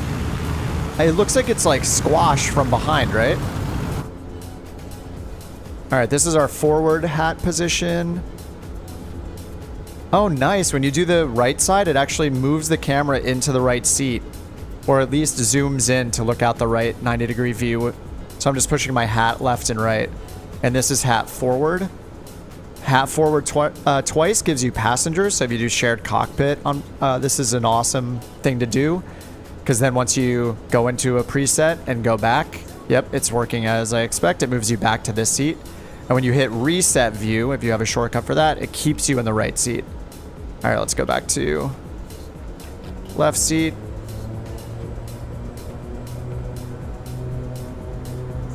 All right, I need to be heavy on the brakes. It's pulling pretty hard to the left as well while I'm taxiing. Taxi and beta? Oh, I do not have anything set up to use that. Let me see. I've never used a beta range before.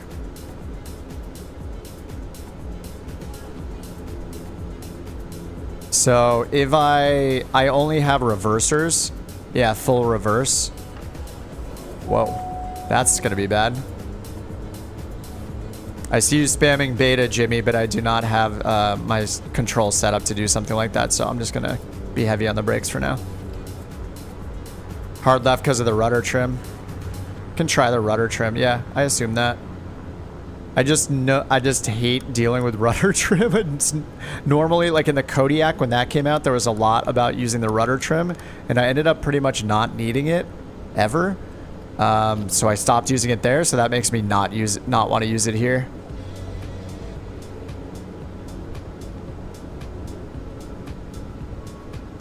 It's still pulling to the left a bit. This camera angle looks so weird to me. What is... It's just like how flat the plane looks, right? Sorry, it's okay. It's okay. I saw your message. Messages.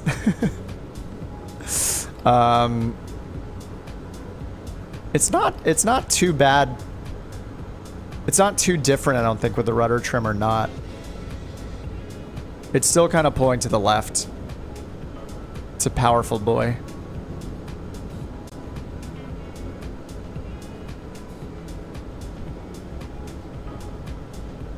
Yeah, maybe it is the wind. I'm gonna reset the rudder trim to neutral. Yeah, I mean, if this has like if this has very realistic,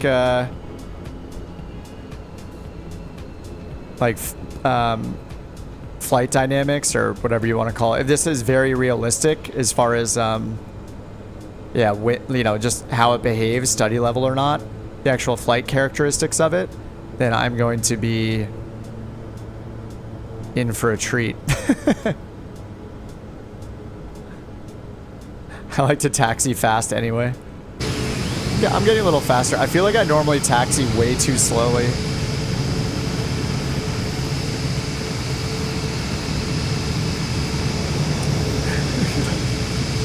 A bunch of airliners, a bunch of jets. That looks like one of you guys in the, yeah, looks like Bobo's in the damn 500 as well.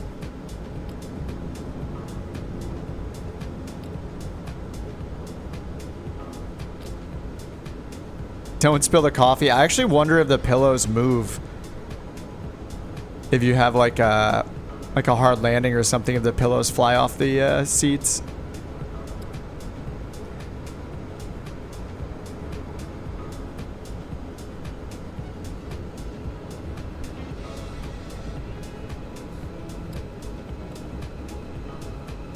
They do? They do? Yes.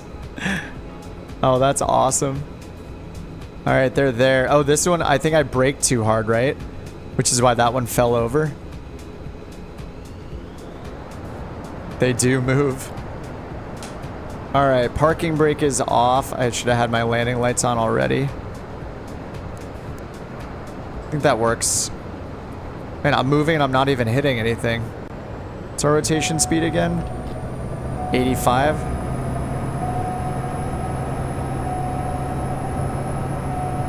Too much torque, I'm pulling it back.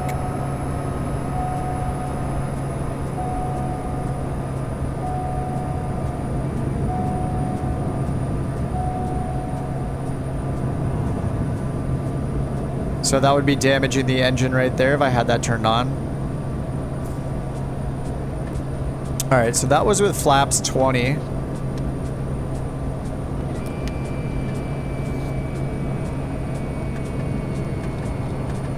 And our VY is, I think, 110, I said.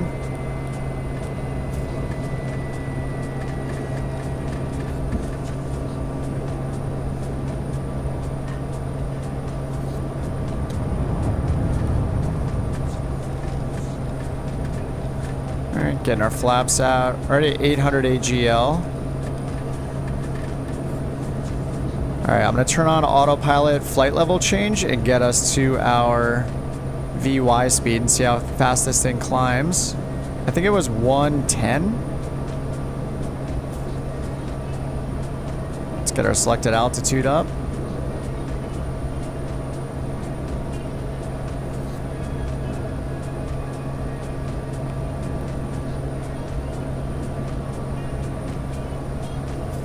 And SimBrief said 14,000 feet for our cruise. Let's do that and see how fast we climb up here. Get pitot heat on.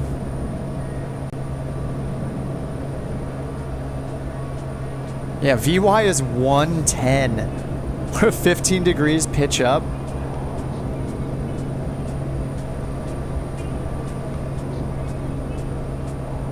At 20 degrees pitch up. I'm adding a little more power. Does it actually climb at this pitch? Okay, it's settling down a little bit. There we go. Yeah, it's just pitching us up really hard to get us down to 110 knots because we were at like 160 already or something like that. All right, let's get turned over to the right.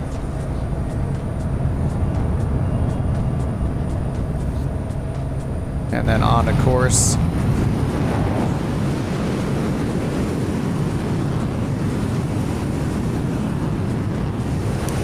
Gear camo's off. I just turned them all off. I'll use it for the next takeoff though.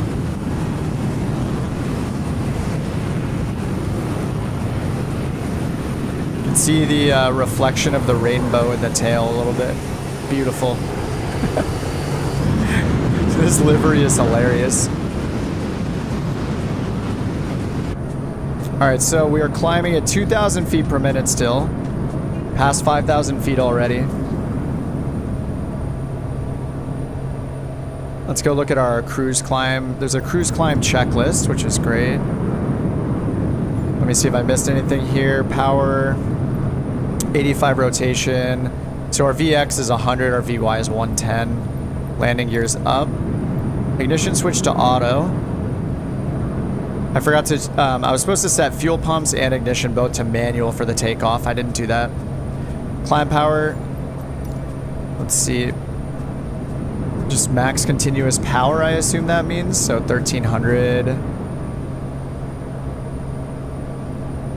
I'm at 12. We can climb even faster then. I think this turns red at 1301.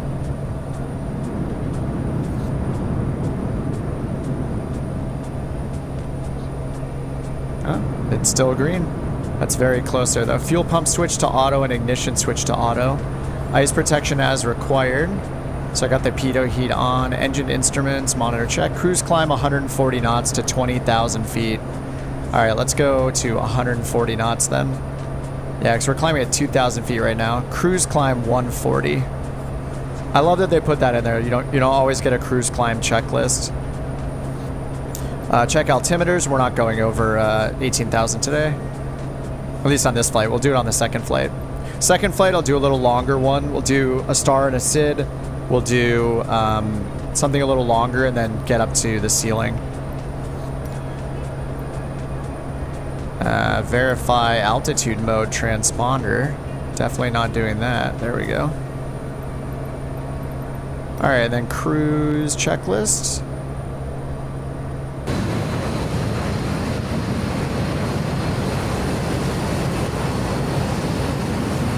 $29K earlier, nice. What is the ceiling for this plane? I didn't even look. Is it like 32 or something like that? 35 maybe? I didn't even look at it. I'm just totally guessing. I'm sure one of you guys knows. Climbs pretty steadily. Yeah, we're at 1,700 feet per minute, 1,750 right now at almost 10,000 feet. At the cruise climb, 140 knots. Pretty nice. Which Garmin setup? Were there options for cockpit styles? G1000 NXI. Somebody was saying it's custom though.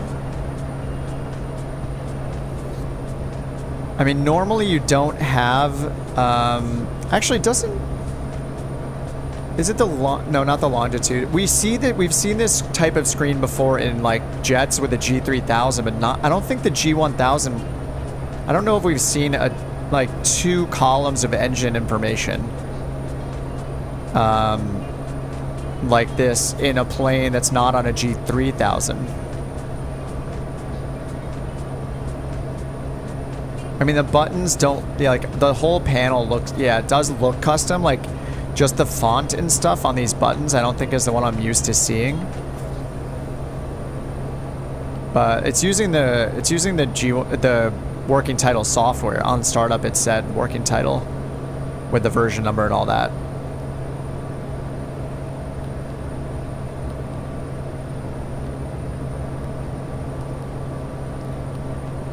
North up is the only map style to use.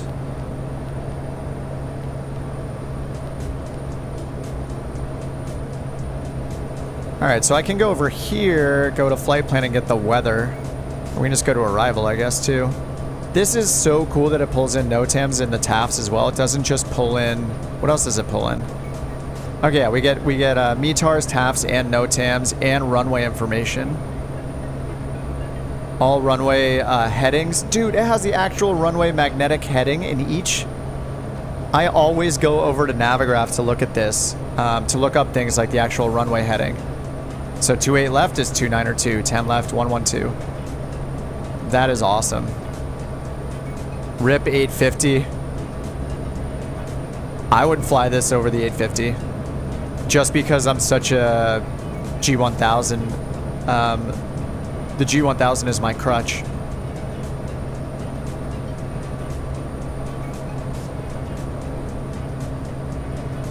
All right, we're leveling off at 14,000 in just a second here.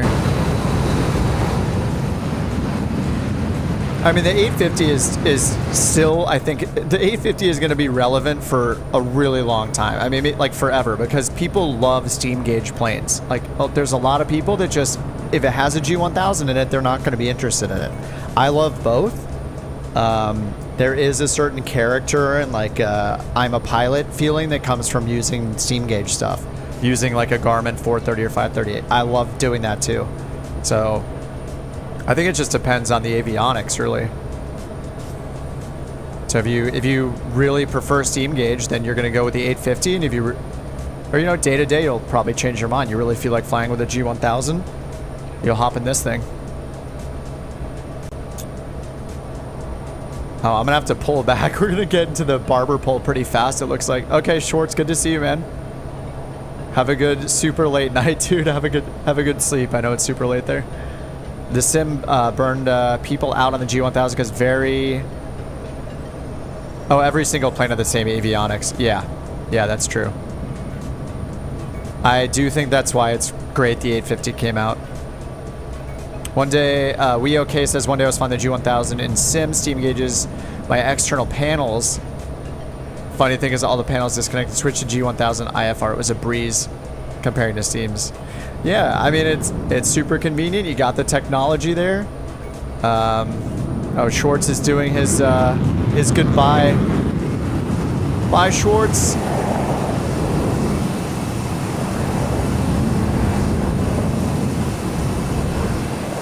Straight into the sun he goes.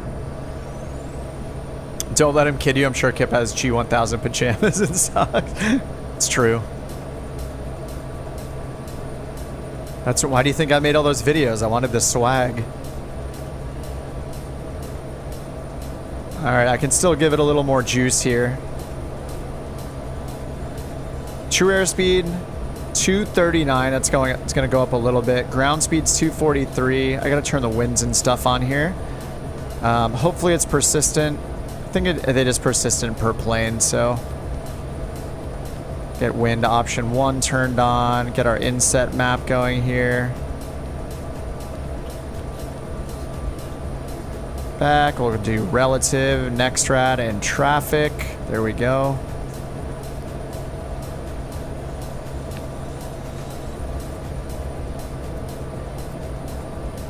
Alright, and then let's figure out what approach we want. Alright, arrival weather, 320 at 4 knots. This is so awesome that it pulls in the runway info, the METARs have. This is so good. Oh, you can just get to the OFP from here as well. And then we have the full charts in here too. And it's really nice that when you hit flight plan, when you hit SimBrief import here, it programs the G1000 as well. Really cool. 3 a.m. here. Have a good one, Schwartz. Good to see you, man. What did I say? Windsor 300?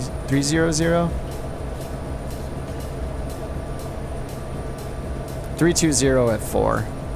So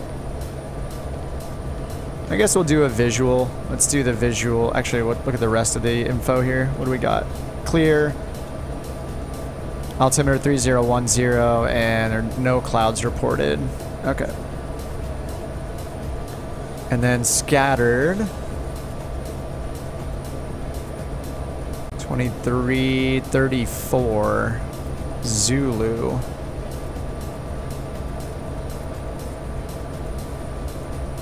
So that's not for a good, it looks like in the next, from 0300 to 0324, so that's like 3 or 4 hours from now, they have scattered at 2000. Oh no, it's scattered at 20,000, sorry, on the TAF. That's pretty awesome to see the TAFs here. Nice, it's got our cruise shown. All right, let's go ahead and just do the visual then. We'll do the visual for 28, what do we want, 28 right or left? I can go and look at arrival runways. 28 left is 2,100 feet, 28 right is only 1,000, so we'll do 28 left, and I hope that's enough distance. I'm guessing it is. Visual for 28 left. We'll go straight. We get airport elevation, we do. 257 feet. So let's call it like 1,800 for our minimums.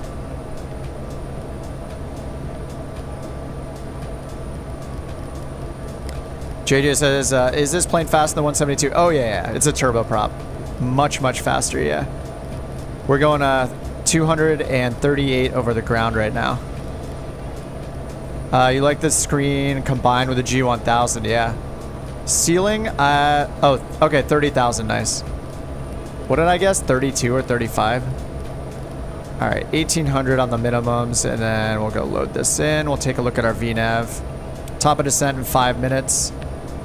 And it's got us at 1,000 feet, so 1,100 feet. Let's get that set up over here. It's only 100-foot increments for the altitude knob. And the shift trick does not work.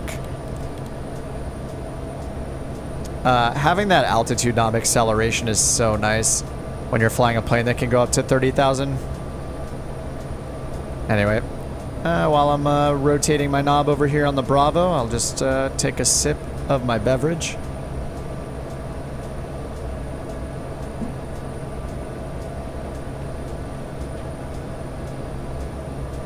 All right, 1,800 feet on selected altitude. Hit our VNav button. There we go, over here. All right, VPath is enunciated. Awesome. Let's check the camera presets for the outside.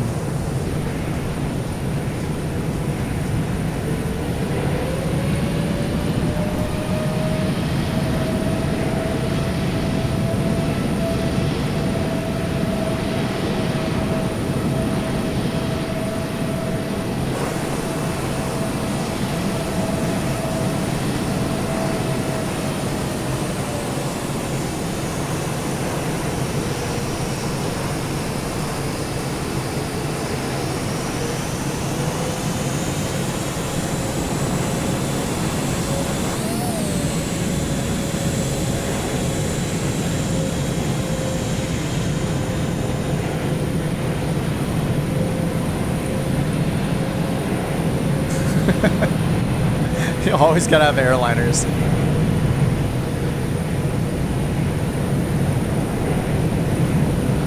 Look at that wing. It's so just like low profile. This thing from behind, it looks like it was like squash from up top. Like,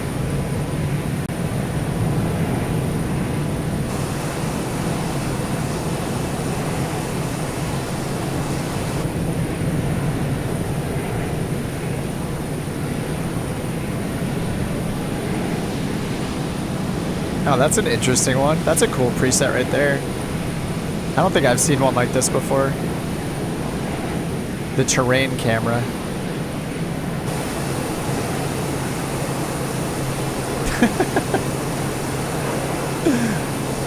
I'll try one of the other liveries.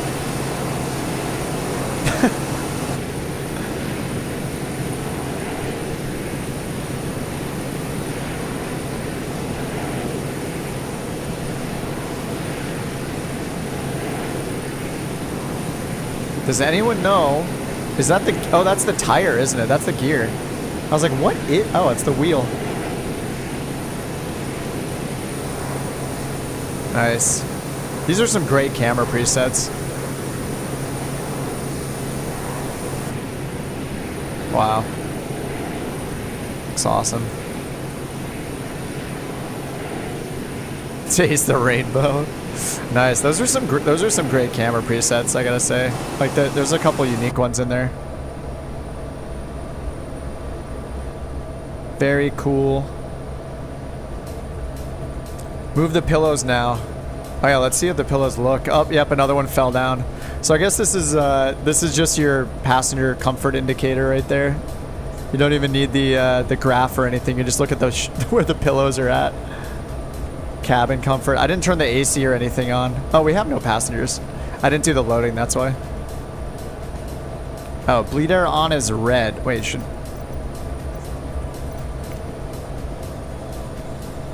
Cruise climb, cruise. Set per power tables. Monitor. Just weather radar tilt. Cabin climate control as required. Do we have an interior cabin temperature somewhere? It's probably over on the EFB. So air conditioning is off. We'll set it to low. And climate control's on auto. So wait, how do I set it? Can I turn this to manual? Can I turn that to warm? I flicked it up to warm. 34.9 degrees Celsius. I don't know what that means, but it sounds extremely hot. 34.8 Celsius to Fahrenheit. 94 degrees.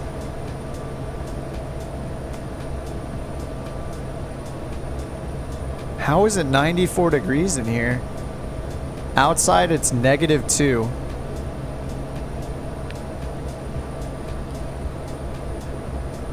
All right, we hit our top of descent.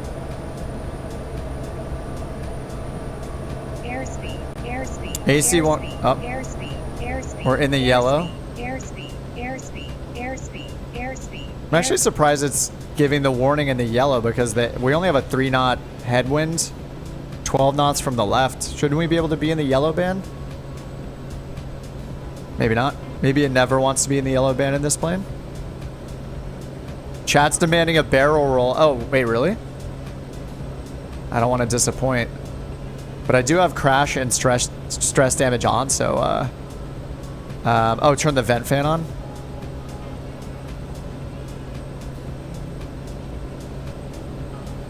$34 degrees.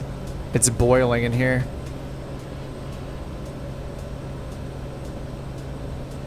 All right, there are no passengers anyway, and we're flying it through remote control.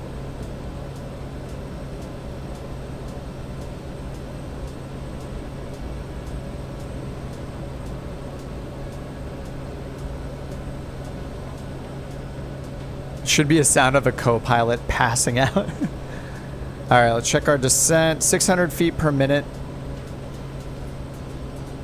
And I don't know why did I calculate 1.6 degrees instead of 3 down here? That's new. VNAV profile. All right, 1.3. Let's try 3 degrees. It's snapping back to -1.6. Interesting. All right. That's why we're descending so early.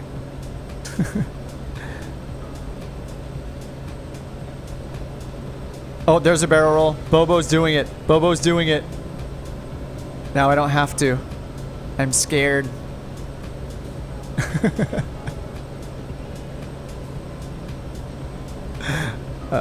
Goodbye. Goodbye, old friend. Oh my god. Vertical speed mode's busted in the MU2. The MU2 vertical speed mode is super weird. It remembers the setting regardless of if you have autopilot on or off, I think, and if you have altitude mode on or altitude hold mode on or off. So you have to basically remember what setting your vertical speed is at.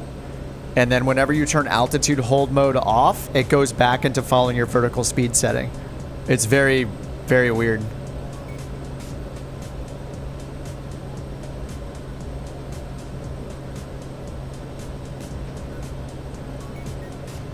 It's the seed of the devil. Oh yeah, I remembered. I was going to turn the chat size down a little. Is it legible for you guys? I know some of you guys are like on phones and stuff. I want to make sure you can read the chat. You said it was convenient to read the chat in the corner. Or is it not showing up anymore? Yeah, it looks like the chat broke maybe.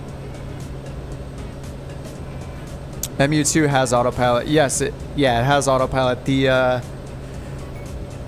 It's a little weird with how you use vertical speed mode in it. You basically have altitude hold mode button, and then you have a vertical speed setting.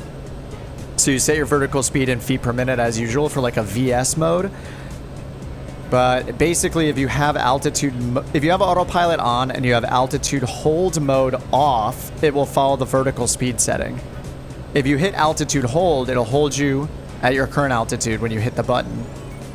But it will keep the vertical speed setting saved, basically. So say you were going minus 500 feet per minute. You hit altitude hold. If you hit altitude hold again, it'll do 500 feet per minute descent again. Or whatever you had it set at. So it's kind of weird. You have to like kind of remember in your head what the vertical speed is set at.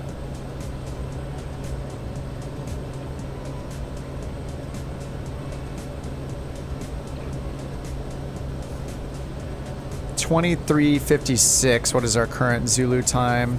Oh, I have the time. I have the time changed, but that was. Airspeed. Air. It's like about an hour ago. Airspeed. Airspeed. Airspeed. Airspeed. We're in the yellow again.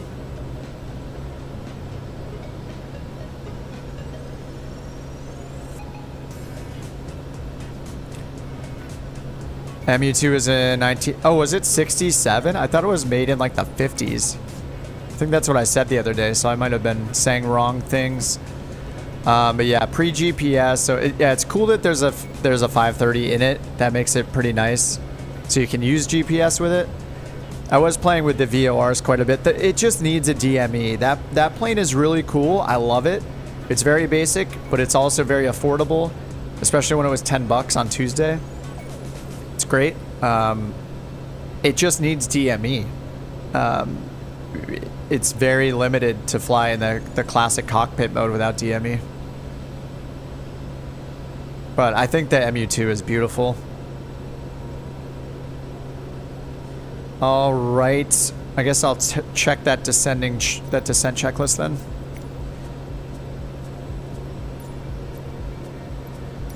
Windshield defrost. On, if required. Windshield heat switch.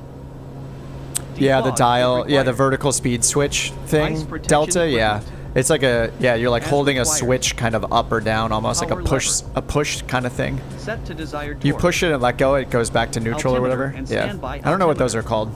It's like a little slider kind of thing. Salinas Airport information Gulf 0000 Zulu. What? Wind 297 at 4. Visibility 8. Did it tune that Sky automatically? condition clear. Temperature 16. Dew point 10. Altimeter tree 0.08. ILS runway tree 1 in use. Landing and departing Why are we runway hearing tree this all 1. of a sudden? VFR aircraft say direction of flight. All aircraft read back hold All right, short 10,000 instructions. feet, landing lights still on. Advise Whoops. controller on initial contact UF Gulf. DESDLV, LFE and TMR/REF window. Yours is stuck at plus 1500. Raccoon, what I would recommend is temporarily going into your general settings under accessibility for the MU2 and turn on the tooltips. Because when you point at those things, when you point at the VS thing and then use it, it'll show the value that it's set to, because there's no way to see the value.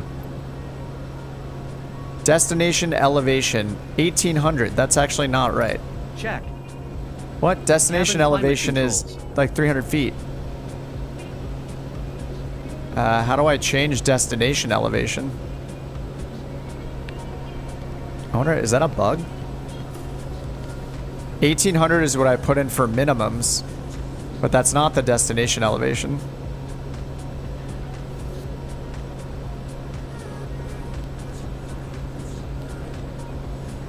So if I go over here and reset the minimums, I just set them to 300 feet, or let's go to 400, see what happens.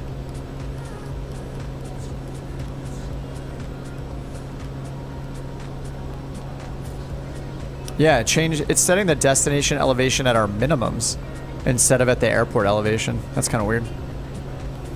All right, that might be a bug.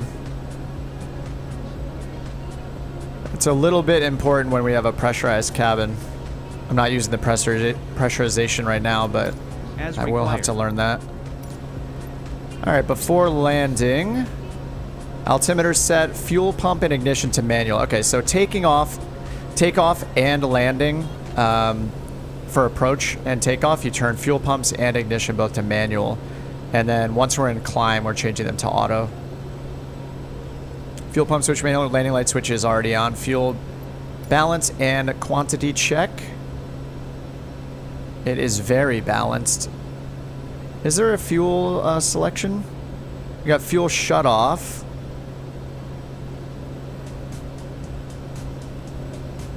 Looks like no. Is there a fuel? There's fuel pumps.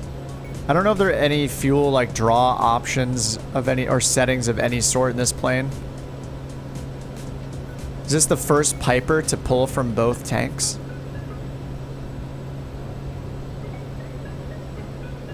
Yeah, I guess it just pulls from both tanks. Oh, there's a level mode. Oh, does this work? There's a autopilot level mode button. Nice.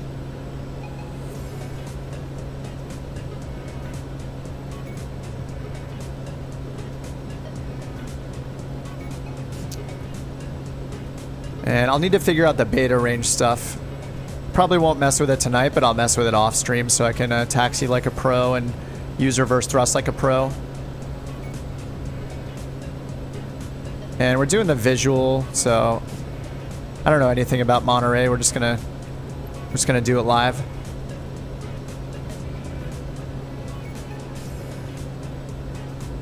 MU2 is non-4K PBR textures, so it looks like... I actually thought the MU2 looked good.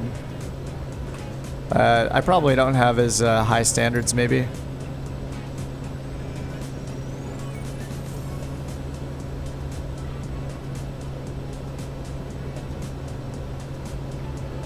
I mean, the interior of this plane looks awesome, too.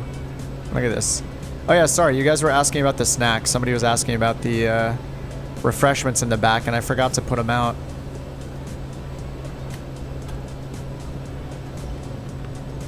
There we go.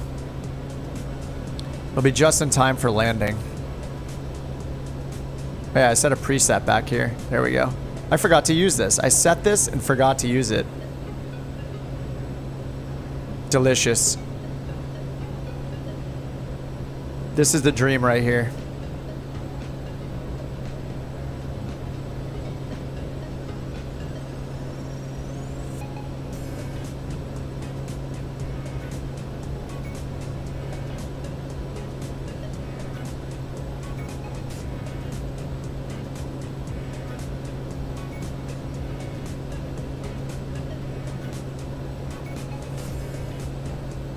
It looks like the chat died, didn't it? The chat just stopped working. Let me try to refresh it.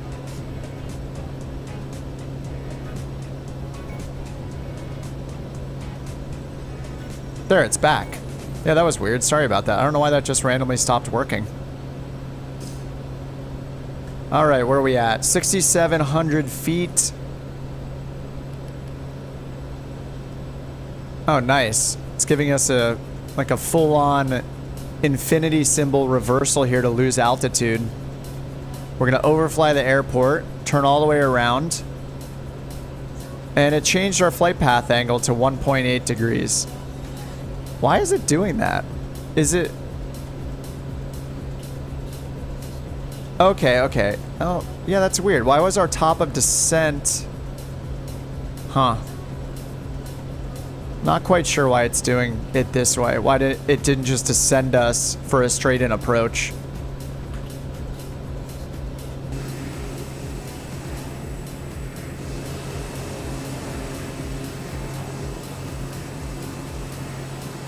I would say the weather's looking pretty good.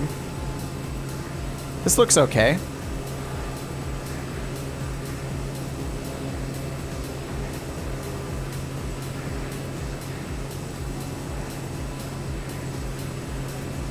Oh, yours did the same thing, dude?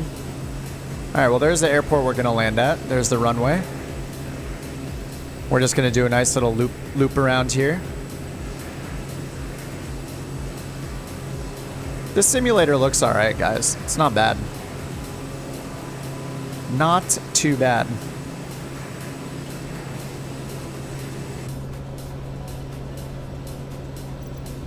Alright, and I was reviewing the checklist for the landing. Let me see. Alright, so for approach, landing gear down below 168 knots. Flaps 10 at 168. And all that's written down on the flaps and the gear selector.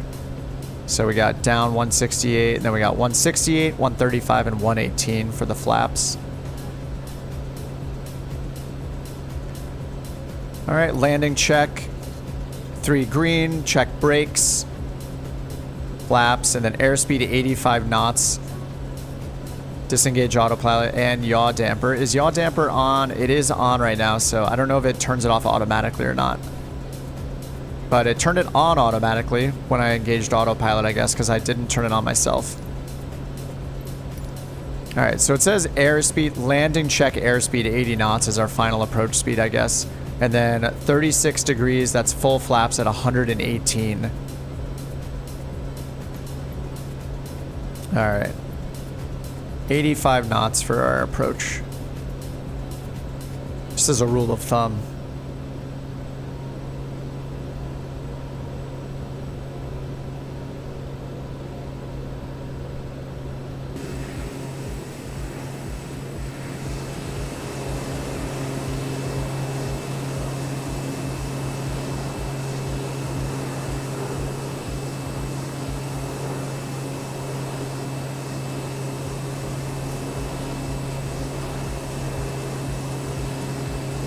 A few of you guys are down there already. Chul is 200 feet above the ground in what looks like an Airbus of some sort, maybe. Based is on final. That's not confusing.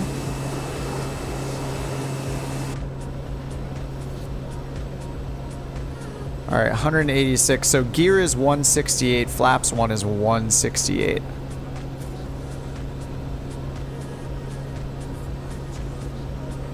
It's kind of cool. We're getting like just letting it fly this. We get like a nice tour of the area. VNav works on the MU2. No. There's no way. Wait, I don't think, no. Wait, it can't. There's nowhere to put VNav altitude to end in the MU2. Because it only has a 530, right?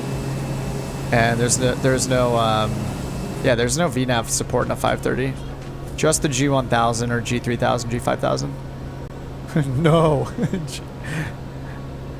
Vertical speed mode works, but yeah, there's no VNav. There's no VNav on the autopilot or anything like that. What's up, Soul? You're up and running? No, this is the first flight. I'm gonna do one more. I said I would do a slightly longer one. I kind of want to. I want to just see the SID and stars get programmed in, and I mean the VNav is gonna work in this thing. Maybe I'll do just another shorter one up the coast. Would be fun.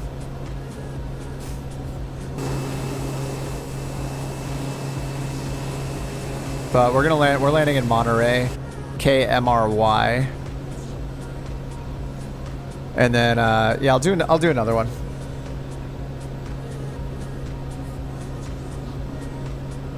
I got the time. Added the Aurora lights. Were those the ones I added to? Are those the ones that give you like the better lights on the planes, or are they the runway ones? I have both of those. So we're going out this way and then turning around, but we're already down. We're almost down to 1,800 feet.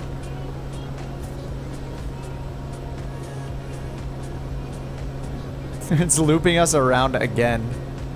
This is not going to give us terrain obstruction clearance here.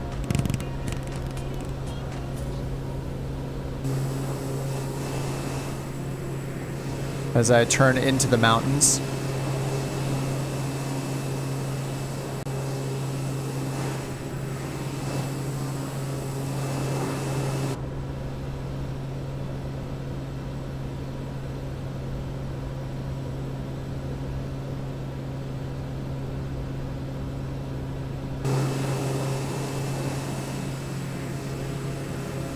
The risky VNav descent with a visual approach.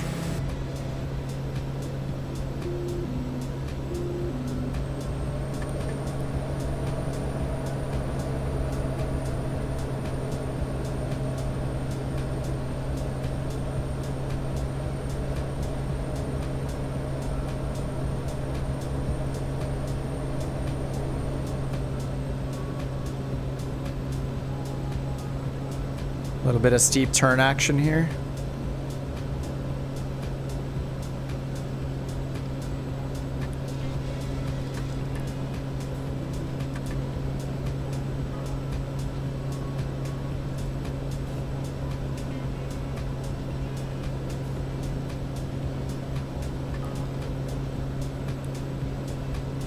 All right, let's slow down. Just fly it by hand. We get that little synthesized glide path. All right, so gear and flaps are 168. There's 168.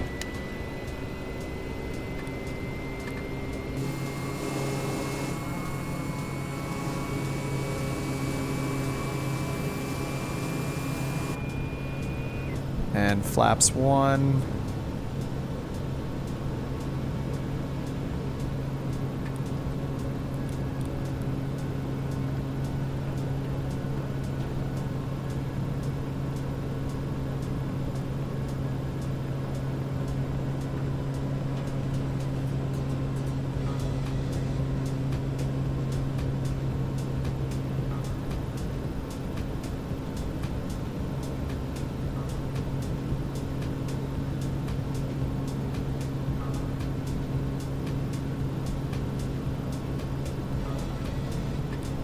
I would hate to be your passenger and enjoy it at the same time. There's coffee and a croissant out back there. You know? Who doesn't want that?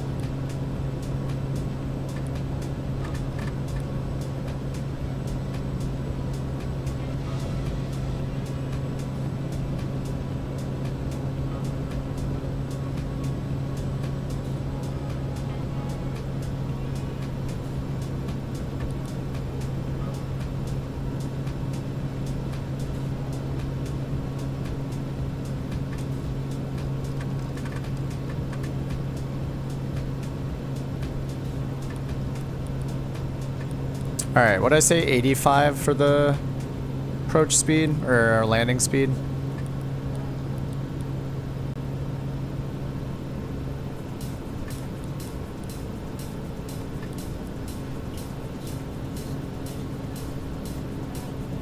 Alright, we got 5 knots from the right, and that's it.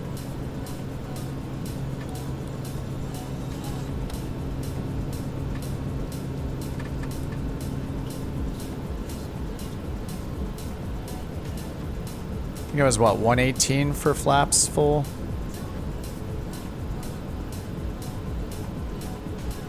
Alright, 2 reds and 2 whites. Yaw damper off.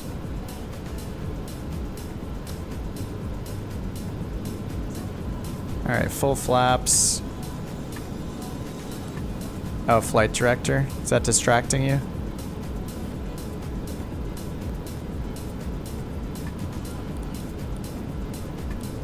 Alright, 3 reds, a little low. 90 knots. Winds are pretty calm. Got a 2 knot tailwind, 1 knot from the right here and there. Too low.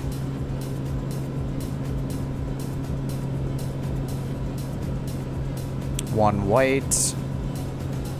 And Monterey is such a beautiful place to fly into. I don't think I've flown here. I think I've flown here maybe once a long time ago. Alright, 2. Pulling some power.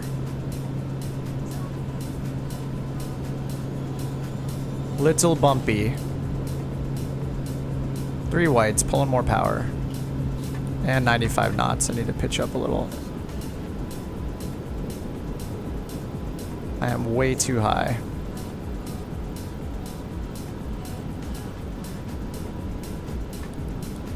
There's 85 knots.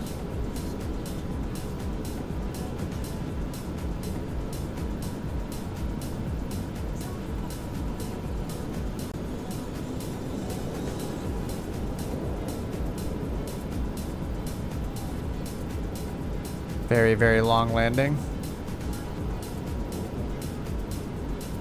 I just had way too much throttle and it was just like holding us really high.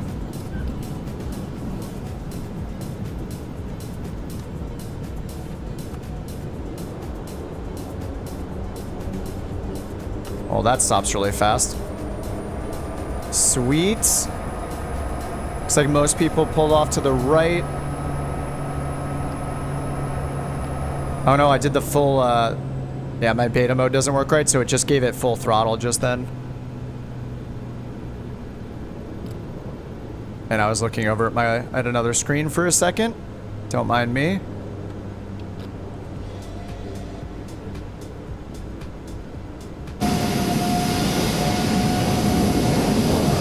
Jewel. Fashionably late. I think.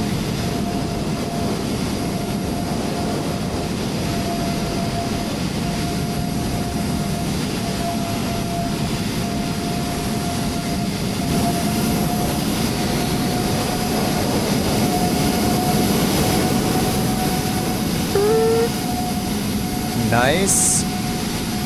All right, let's check the after landing checklist here. I got the flaps up already.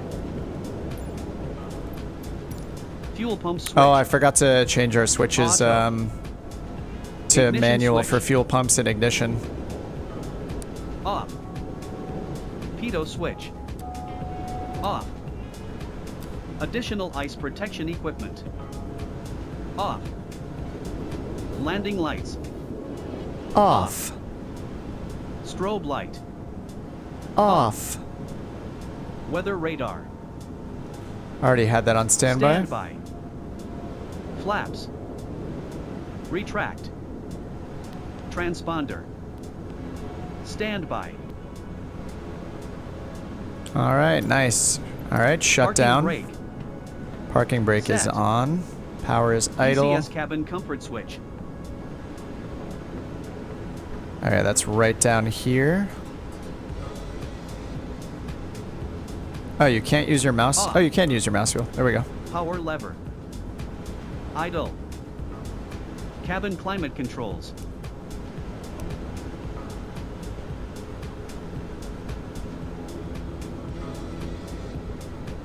Okay, those are off. That's air conditioning on. This is off. Oh, I have to ticket myself. Off. Avionics switch. Off. Gen switch. Off. Alt switch. Off. Fuel pump switch. Off. Condition lever. Cut off. Battery. Abigail says I use regular axis and then decrease throttle button.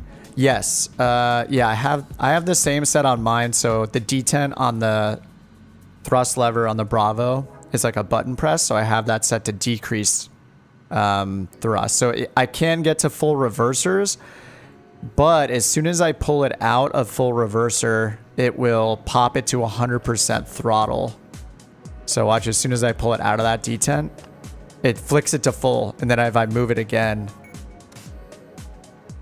if I bring it out of that and let go, see, it goes all the way up to the top, and then I start moving it at the bottom again. And so I just need to remember, if I do it this way, to pull it out of the detent and wiggle it a little bit to get it back to idle. So I don't know, that's what's happening to mine. So that's why after I landed, all of a sudden I got full power again, because I didn't wiggle it a little bit at the bottom of the axis.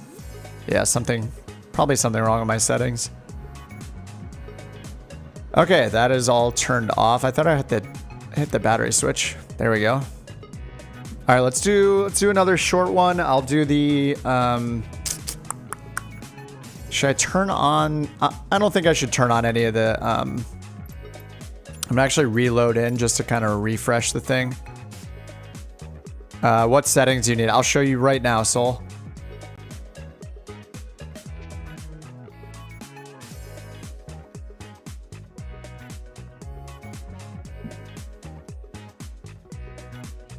Yours doesn't do that, Abigail? Okay. And thanks for the follow, Flight. Yeah, it's probably... I probably have something double bound or something like that. I'm not sure. Fish says, I've convinced my wife to let me buy a 4070 for Black Friday. Nice. Heck yeah. What are you using right now, Fish? The frame generation alone, I think, is worth the 40 series cards. Updates available. Is it anything significant? Worldwide Mega Pack liveries for the A320. No. All right, let me load back into Monterey.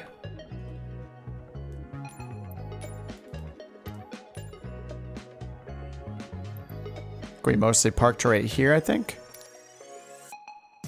Now let's look at some other liveries. There are a bunch of liveries that come with this.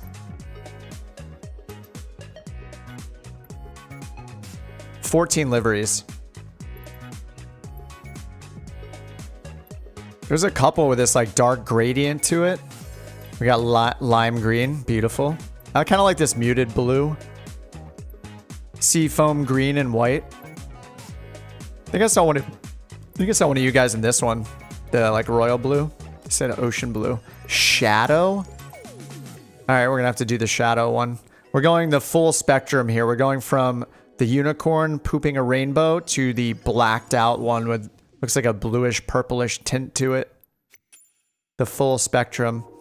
So Soul, you need to go up to your name in the top right and make sure you're on West USA. That's the multiplayer server I'm always on. And then under flight conditions, change it to all players right here. And I usually turn regular air traffic off.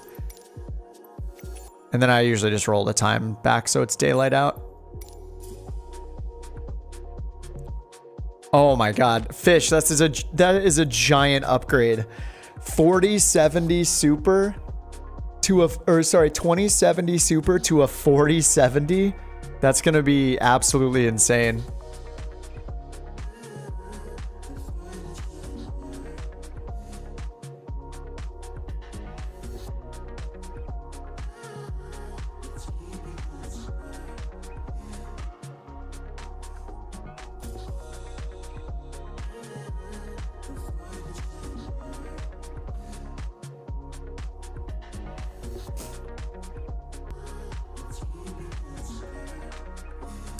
My whole PC is freezing right now.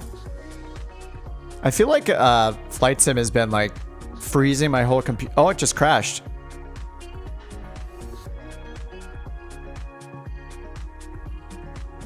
All right, let's get this started again, I guess. Whole thing just crashed. That happens from time to time.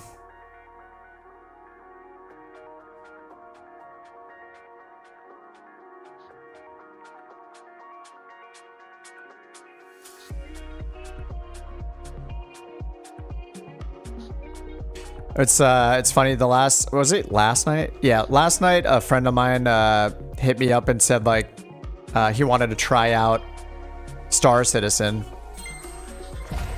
I tried it out last night and ran into so many bugs and stuff that I was just like thinking this is the worst game I've ever played in my life. Every other game seems better. And played it again today. I took a day off. Just little break.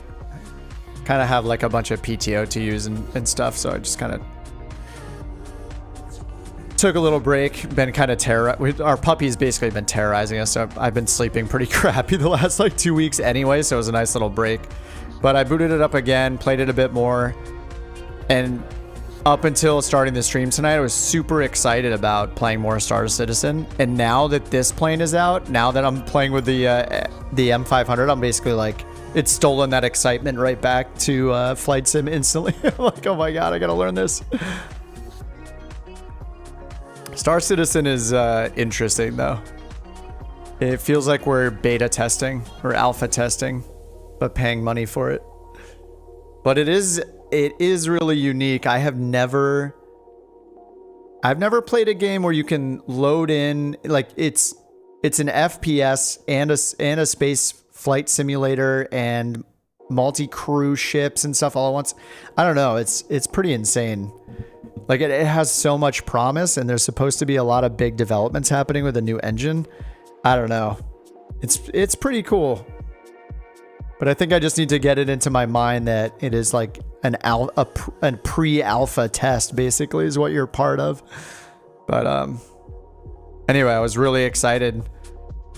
I'll probably play that once I'm off stream tonight, play with him a couple more hours. And but now I'm just like, oh man, I got to learn this M500. It's super impressive. I felt pretty wobbly coming in on the landing, so I'm not sure.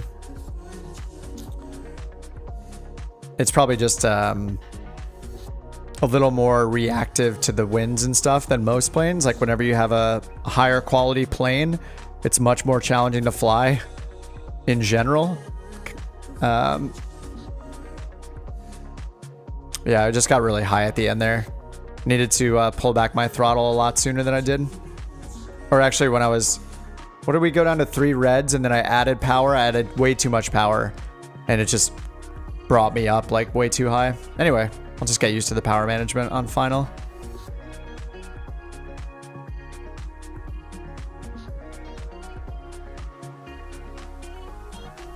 Oh yeah, wait for the new supers coming after Christmas. I was thinking about waiting too, but I was just too excited to upgrade mine to I upgraded to a 4080 last month. Was it even a month ago? I was on a I was on a 3080 and upgraded to a 4080 and basically did it just because of frame generation.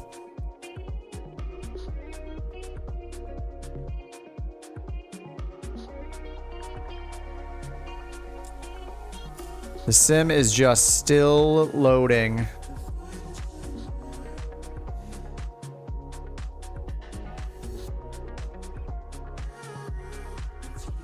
$4070? Yeah.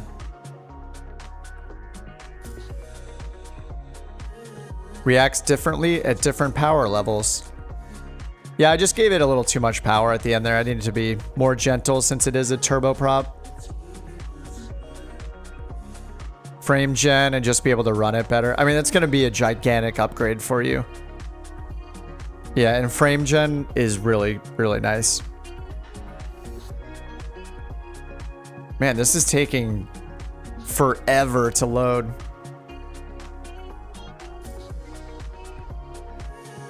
Oh, so you upgraded your CPU and your motherboard. Nice.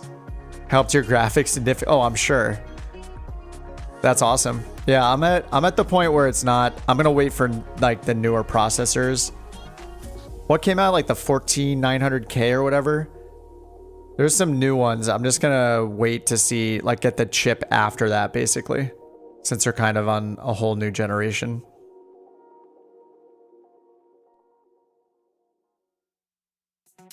$4070 Ti Super will be 16 gigabytes, perhaps the same price. Wait, isn't the 4070 16? Or the 4080, sorry. Oh, 4070 Ti will be 16. Okay. I think the 4080 is 16. All right, we're finally in. That took forever. Man, I regret leaving the sim. All right, let's try this again and hopefully not crash. Preview for the Microsoft Flight Sim Dune expansion.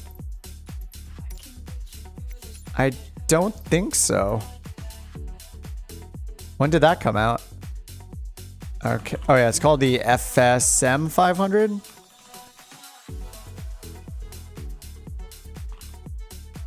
It's just called the FSReborn 500 turboprop. All right. All right, let's pick the shadow livery and try this again.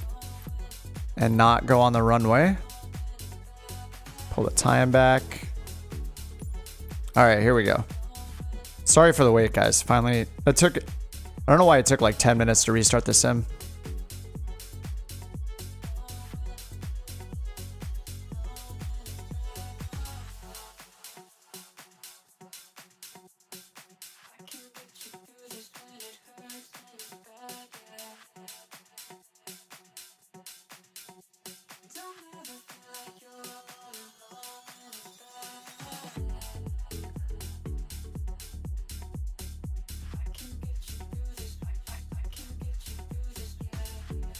It's not out. Yeah, Titanic, did they make it? Is there a trailer for it though? I thought I saw it. I don't know. It sounds vaguely familiar. I probably watched it and kind of forgot about it. All right, we're in. All right, let's go over here. I'm going to leave the failures where they are this time. And let's find somewhere to fly up the coast. So we're at Monterey. We could go... San Francisco's probably maybe too short of a flight. What's ST? Oh, Sonoma County. Let's do Sonoma. Why not? KSTS. All right, let's do the... we'll do the SimBrief import fun again. You know something? I don't think this has state save or like pre-done states, does it? You can't just start this in like ready for taxi, can you? Yeah, I don't think there are pre-done states where you can just say get it, like set it to a ready for taxi state instantly. And then over here, send SimBrief plan to the G1000NXi is amazing. All right, let me put up the landing gear camera. Okay, oh, that was on? Landing gear camera. I guess we'll do engine startup, aircraft, everything but flaps. Flaps are nice when you're on the ground, I guess, but I don't want to have to deal with turning it off. All right, let me hit up SimBrief and let's do this again. Monterey to, what did I say, STS?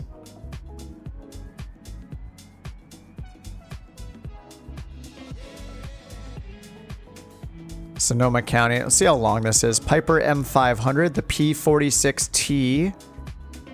5 passengers and auto freight.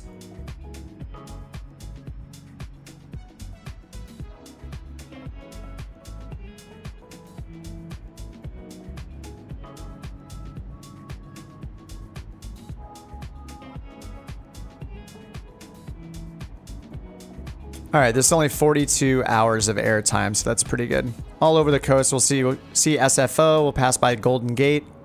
Should be pretty good. This is the route. Pasting that in. Payload and cargo limited. Oh, cargo set to 0. Okay, that is good. Block fuel 804. All right, import from SimBrief. Let's go over to the ground operations. All the covers and everything are off. So let's load real time so we can watch this happen again.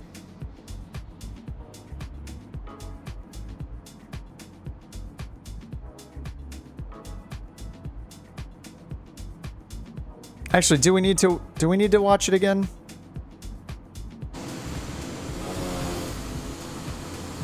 Oh, this is like a super dark, it's almost like purplish. I think it's just completely gray, actually.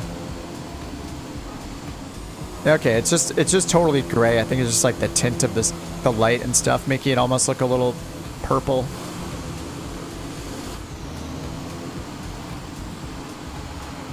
I'm guessing I don't see other people's ground crew and stuff coming over, but that would be kind of hilarious. Actually, wait, do I?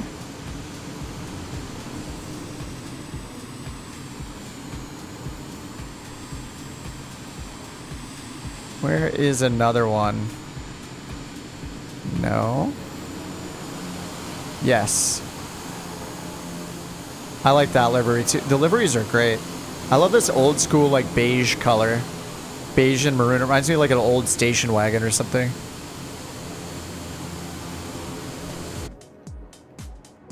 All right, 1 minute for the fuel arrival. Do this again. It's fun to watch.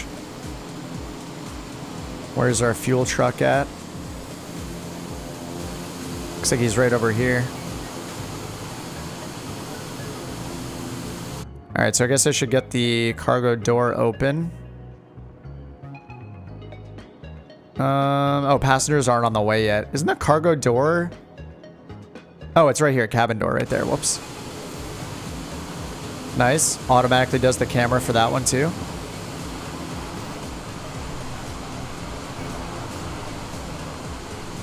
We'll put out the red carpet for the passengers. And I guess the chocks would be in place right now. Red passengers, or the red carpet is glitching into the ground here. Massive glitching happening right here. All right, fuel truck is here. Oh, yeah, we should pick a different car. I can't. I failed. All right, let me cancel it and then we'll just complete the other one. Oh wait, where is it? Under settings? Oh no, I messed up. The sim is frozen again.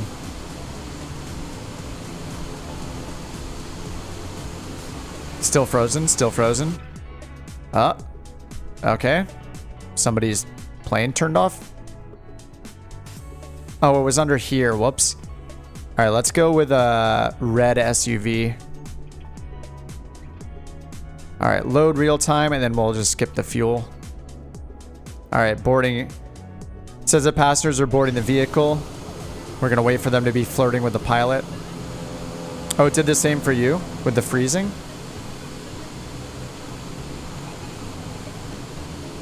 Oh, luggage and cargo status. Actually, wait, let me hit cancel and let me put a little cargo here. We didn't see the cargo last time. So let's take out one passenger and add a little cargo. I wish I would like randomize these. It's from SimBrief, so it's making everyone the same weight.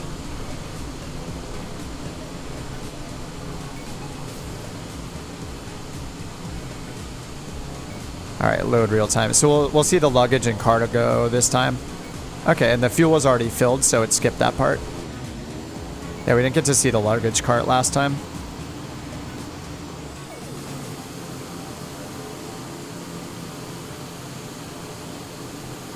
What's happened over there, Zerger, man? Sergey, what are you doing? Always doing stoppies.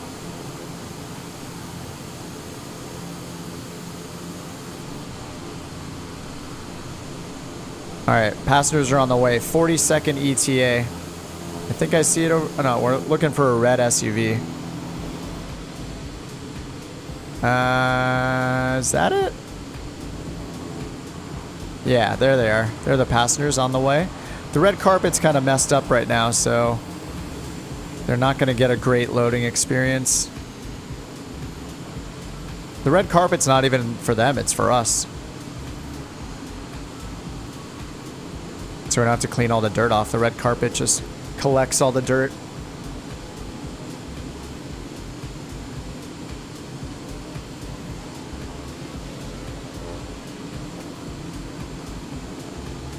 They're taking a long route around.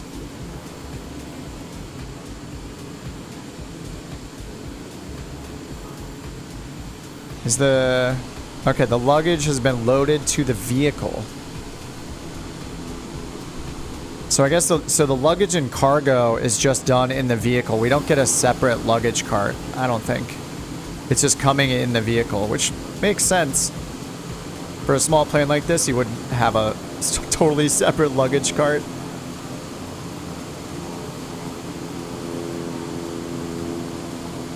Protect the concrete, that's true, yes. We need to make sure that the planes have good quality concrete. Clearance for takeoff. All right, here they come. It'd be so funny if they had like randomized passengers and stuff and like celebrity lookalikes. Oh my God, is that Lady Gaga? Wow. Just a bunch of lookalike randomization for the passengers, so you never know who you're gonna get. It just honked. All right, so we don't actually see the passengers get out, unfortunately.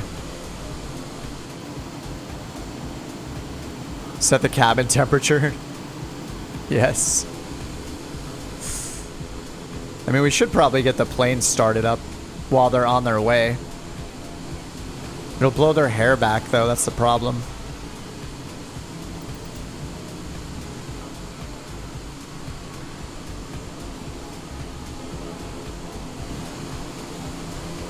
Oh, what? There's suitcases. That's what we missed last time. There's actually suitcases there. That's really cool. I wonder if there are more suitcases, mattering how much cargo you choose.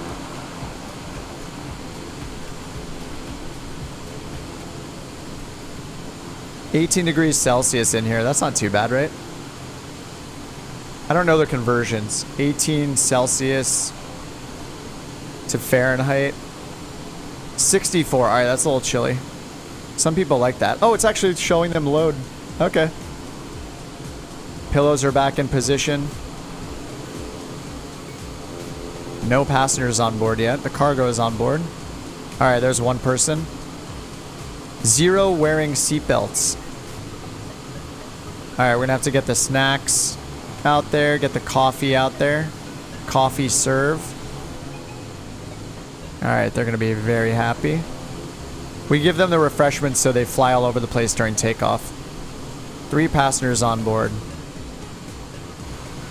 All right, they're done. All right, let's get the cabin door closed. Nice. That auto camera is great. I guess that's the airport exit one, maybe. By exit, it means the doors. All right, no more red carpet or chalks. And they're fine for now. Ground ops. Okay, that's closed. That's all good, right? Flight plan. All right, let me get this thing started up a little bit. Am I gonna remember how to start this up? I don't think so. Well, we definitely do the battery first. Fuel pumps and ignition are to manual, and then we hit the push start button.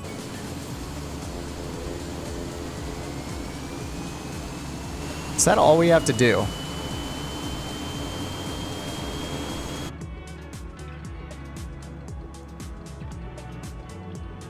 NG's at 15%. Give it fuel.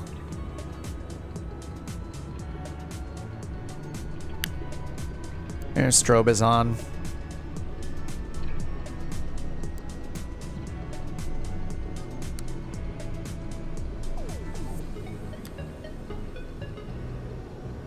All right.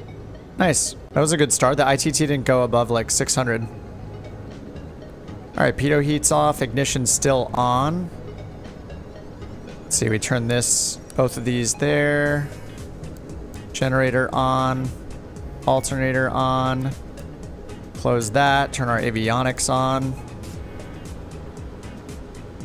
Everything is in the green. I don't have any of the realistic stuff turned on, so I probably did that in a super abbreviated wrong way, but we'll just go with it. Man, I wanna learn this plane. All right, fuel. Do we go fuel pumps auto on the ground?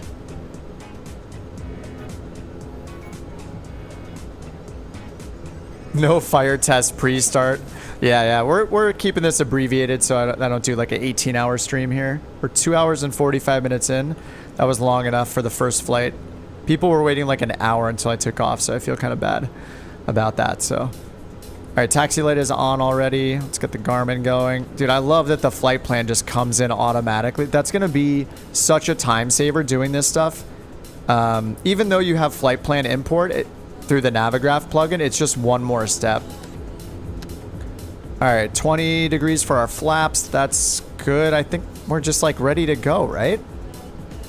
Let's go look at our SimBrief flight plan here. 16,000 feet for our altitude. Get that set. And I need the environmental control system on. Here, low.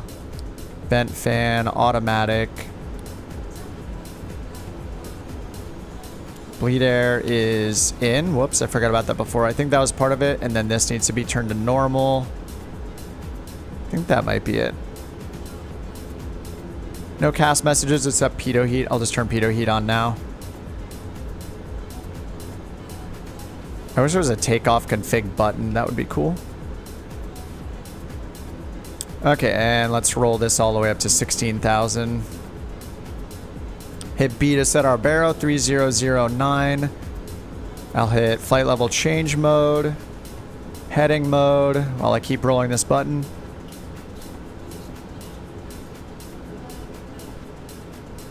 Do 16,000. We'll get there eventually. If you do a barrel roll, do all the ashtrays empty. Wait, so the MU2 has ashtrays, right? I doubt this does. Does this have ashtrays? All right, there's 16,000 and flight level change. I'm just gonna set it to 140 for our cruise climb. And we'll just pitch for 110 when we take off to get that initial 1,000 feet or so. All right, that's set. And then let's go take a look at our flight plan and set the runways. Origin runway is 28 left and landing runway is 32.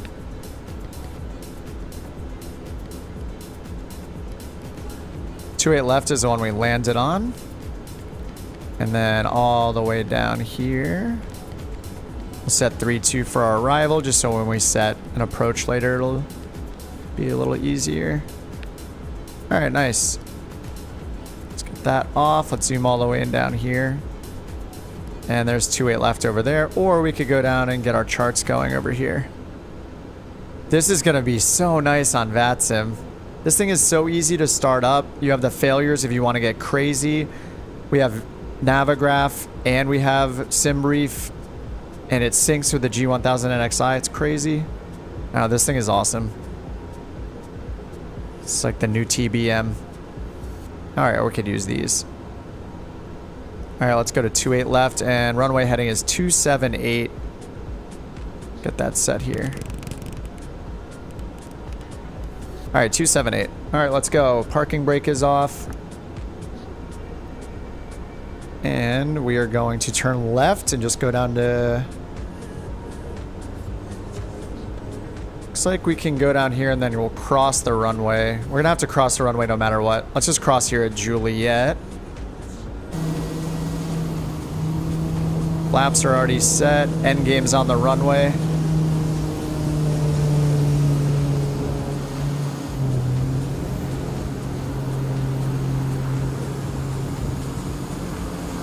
Nice.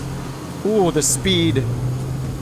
It's hard for me to visually tell the difference between like the TBM 850, 930, and now the M500.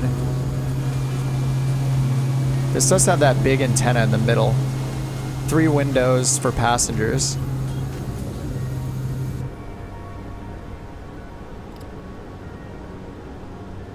Pillows fall to the floor if you do a hard maneuver. Yeah, I had a couple of them. I think I did some hard braking and one of them like flopped over. I don't think they flew off the seats, but I didn't check after the landing, did I?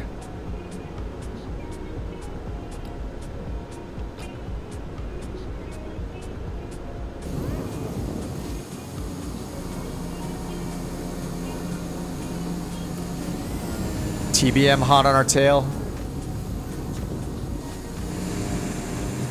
So the weather radar pod on this guy is to the on the right wing, whereas I think the TBM and Kodiak, don't they have it on the left wing? Wait, is that a TBM? Or did I just mistake it? Yeah, that is a TBM. The winglets are flared up. This has straight, like no winglets. It's just flat all the way across. So that's another distinguishing feature, I guess. Yeah, just very, very flat on the wings.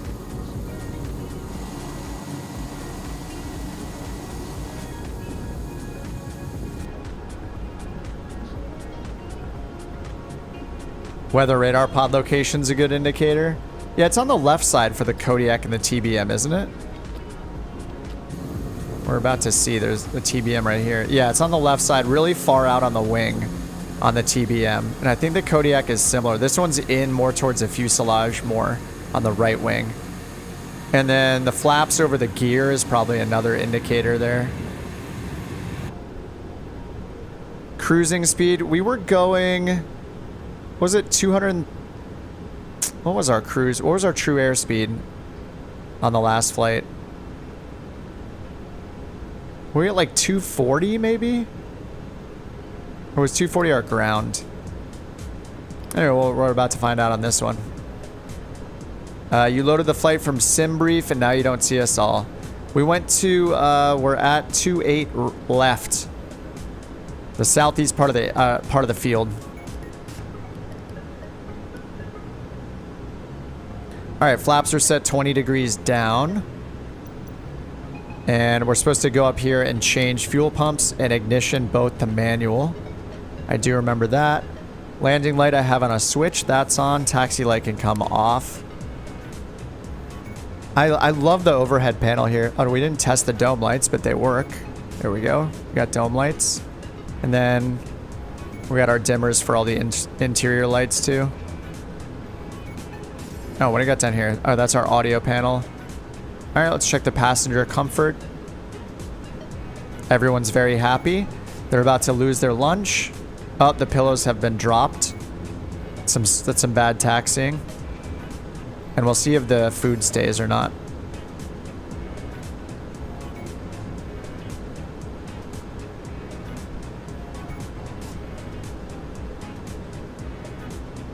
You're there, you're not seeing anyone. Okay, you might have to use Time Excel and catch up with us. Sorry, Soul. Yeah, make sure you're on USA West. And there are also problems with multiplayer. It's on the top of the list for the Sim Update 14 release. That's in beta right now. So hopefully that'll be fixed. But yeah, a lot of streams I have problems with multiplayer. All right, we should get the landing gear camera this time.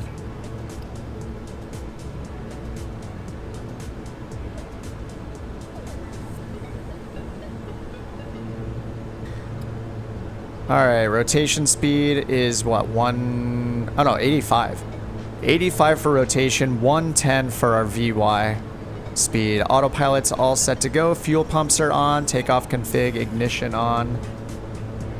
Ignition and fuel pump should be set to manual for takeoff. That's done. All right, let's do it. And try not to over torque it for takeoff. There we go. I don't know if it's supposed to be in the red. I mean, it shouldn't be in the red, right? It's yelling about takeoff config. I don't know why. Ignition on, stall heat inhibited. Do I need the pitot heat off? No, that's not it. It's yelling about something else. And it's not the throttle either. Salinas Airport information. Golf 1700 Zulu. Wind calm. Pulling the throttle back to the green band. 10. Sky condition clear.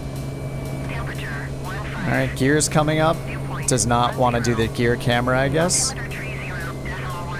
Yeah, no gear camera. Oh, I missed it. Sorry. DFR aircraft, see direction of flight. All aircraft read back hold short instructions. Rudder trim. Yeah, it could. Yeah, maybe. I don't think it yelled last time, right? I had the rudder trim. I had the rudder trim neutral last time. Yeah, probably the rudder. All right, we're doing the cruise climb, 140 knots. I gotta get that radio off. Actually, I'm just gonna go turn ATC voices off. I was using them the other day, okay? Don't judge me. I'm gonna turn them off now, though. I was lonely, okay? I turned them on. Landing and departing runway, tree 1. DFR aircraft, see direction of flight. All right, let's turn to the right, towards the north a little bit. Get on track, get on course. And I believe now we turn these to auto? And I think fuel pumps go auto and ignition goes off. Let me double check that. Landing gear is up. That's good. Flaps are up. Oh no, both to auto. Okay. Ignition and fuel pump switch both to auto for cruise climb. Max continuous power, I believe that means. 140 knots. It has some more information here about cruise climb. 125 knots if you're going to 20 to 30,000 feet, or above 20,000 feet. So 140 or 125, mattering how high. And I think we're gonna, let's climb higher. Well, it says 16,000 feet. I meant to climb higher to check out the pressurization system, but let's see. So the PSI, so we have our cabin pressure up here. 192. Do I have to do anything manually with this? There's a cabin pressure dump here. Cabin comfort is here. It seems like it's just automatic. I didn't really look at it last time. And we're going 2,000 feet higher than we did on the last one, so. Is it a marketplace only purchase? I don't know the answer to that, but I mostly buy things in the marketplace when I can. I'm sure somebody else knows the answer though. In the marketplace it was what, $32.99 I think it was. So yaw damper comes on automatically with autopilot, but you have to turn it off on final. It's mic selection. Boom mask, what's that? And what's our outside air temperature? 14 degrees. All right, let's check our pillows. I think they've gotten disturbed a little more. I think this pillow is lower than it was before for that takeoff. And these are just completely flattened. Not great. Oh, can move the armrests. Oh, nice. Is it only that armrest? No, both of them. Heck yeah. Luxury.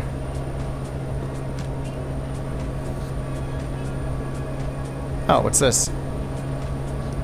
We got a little... Is that dome light or... Where is that light coming from? That's just all the passenger... That's all the cabin lighting. Cool. USB headphones and a microphone input. Headset plugs.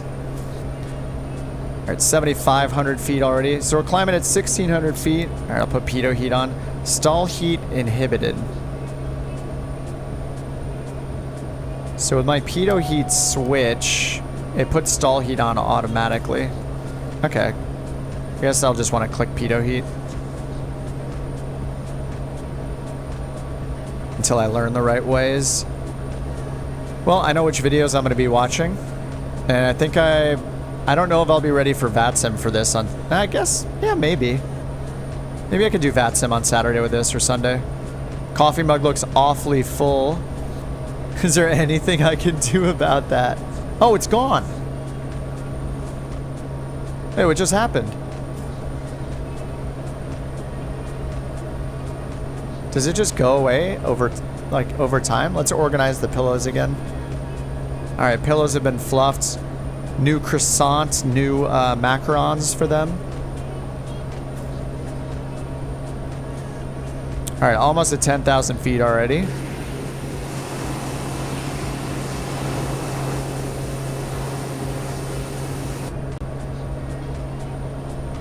Give it a little more power.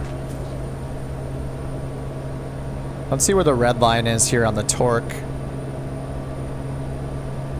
It's not at 13. All right, 13, 15. 13, 13. All right, looks like we can just aim for about 1,300. Oh yeah, the seatbelts aren't on. Wait, where is the seatbelt switch? I did not find that before. Is there like a passenger safety switch up here? Ice light, windshield heat. Do I just click the seatbelts maybe?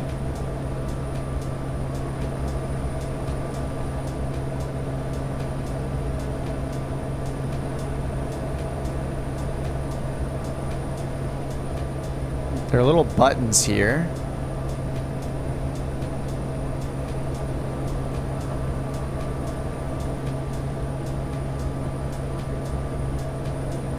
Where are the seat belts? Are they lap belts? I don't even see any seat belts. I don't see any harnesses. Oh, that just plopped over during the turn. Autopilot. Oh, I should turn on the bank. I should have turned on a half bank. Oh, does it work? There's no light for it. I don't think. I can't tell if it's on or off, or if it even works. It's on the tablet. Serve coffee, serve snacks, organize pillows, stow pillows. Oh, do I just click the belts down here? No. Zero. Oh, it's this button right here. Okay, there we go. Now they have their belts. We just can't see them. All right.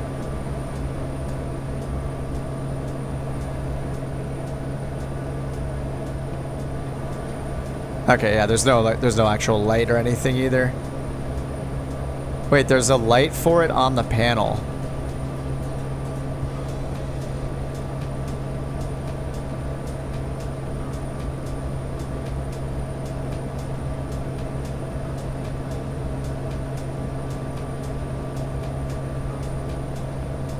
Parking brake. On this panel? If it's here, then I'm totally missing it. Climate control. I think it might just be on the EFB.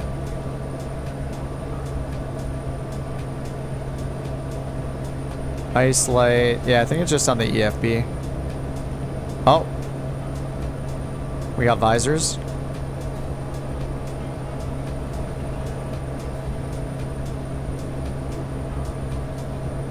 All right, let's see if the cabin pressurization's working. It is. Okay. That is fully automatic, I guess. Unlike the MU2, I was very scared to look at the pressurization on that thing. I didn't even bring that up. I don't even think I went high enough in that to need pressurization.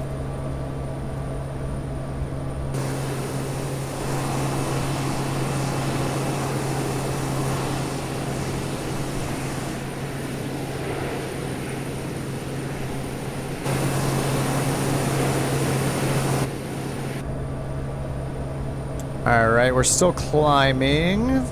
Got a little over 1,000 feet to go. 1,200 feet to go.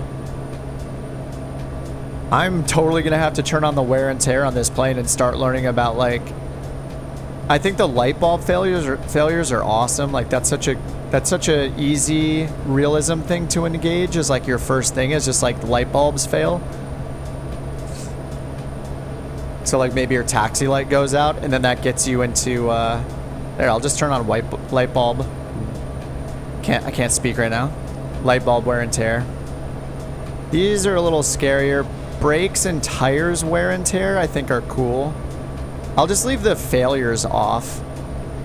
So the harder you land, the like faster it oh, and persisting the last fuel and payload I think is a really good option too. That's not too scary either. Engine stress damage enabled in flight sim settings if you want engine wear and tear. So these other ones are a bit scary to me. I think battery wear and tear is fine too. So the wear and tear stuff will be cool because then all you do pre-flight is take a look at the wear and tear on each part and decide if you want to go over to maintenance and replace those things. Like replace it with replace the tires or refill them, things like that. I think those are really good starter realism settings to use. Don't want to go above 10K. Yes, that's true. And at nighttime, you don't want to go above 5K. Because for your vision's sake, your pilots need more oxygen at nighttime for their eyeballs to work correctly. That's my understanding, my limited understanding. That visor looks pretty good, actually. Look at through that thing. It's got little scratches on it. All right, we're almost at cruise. Yep, leveling off.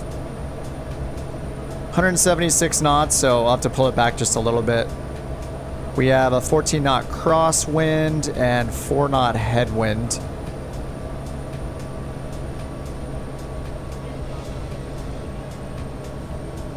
Actually, they don't have the engine assistance mode in this thing, do they? Okay, they don't. I was gonna say if they have that whole like engine information screen, that would be nuts. But most things do not.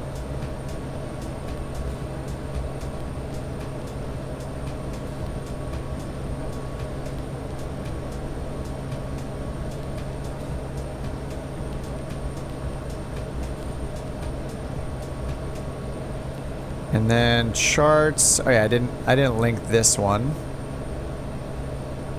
Let me go ahead and link that.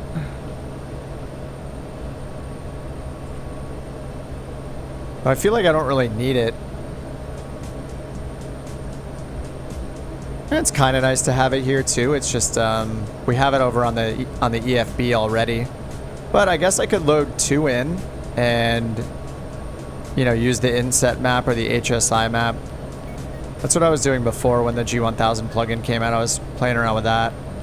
Like we could do HSI map here and keep that range kind of out further. It's not my favorite because it's a heading up map instead of north up, but it'll do. And then we could, if we're following charts and having our, arrival on one and our taxiway diagram on one, we could like put our arrival chart over here. It's kind of nice. You can load 2 charts at once. put the arrival chart over here or something like that if you're doing a star. And then over here have the taxiway diagram pulled up already. So when you land in VATSIM, ask where you're parking, you just scramble to figure out where the hell it says FBO. You can just have that ready to go already. Thanks for the sub, Darnell. Never seen this before. This plane in the F-28 shows up in the marketplace at Xbox, but then they disappear. Yeah, there must have been some big issue where they pulled it. There's probably a certain number of people that bought it already, I would guess. I mean, this was intended to be released on both, so yeah, they must have had some major issue come up where they had to pull it from the store.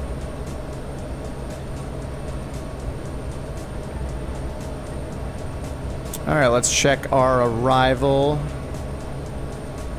Arrival weather is calm, broken at 20,000 feet, 3009 for the altimeter. So we can just pick whatever we want.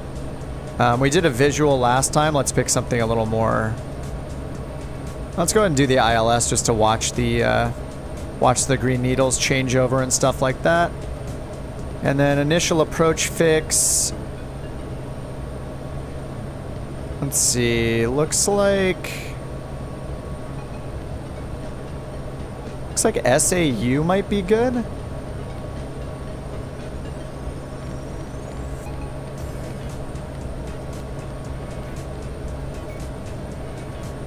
Okay, yeah, let's do SAU, and then we're gonna have to remove a couple waypoints from our plan here. So we have PYE. Oh yeah, I just need to remove the STS from here. And then I think we might want to remove PYE as well.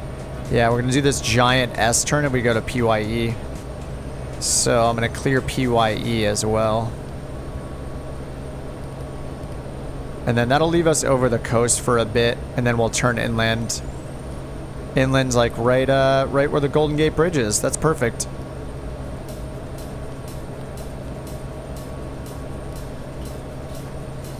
Yeah, cool. That works.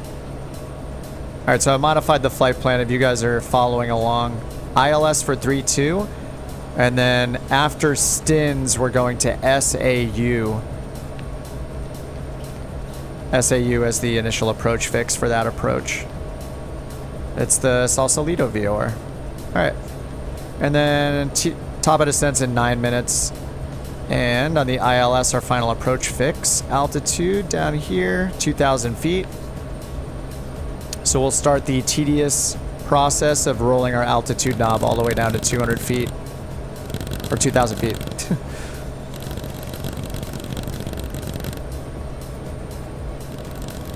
What's up, Jocko? Yeah, we're modifying it a little bit, but I didn't want to do those weird turns, so that'll be kind of cool to turn in right right around Golden Gate.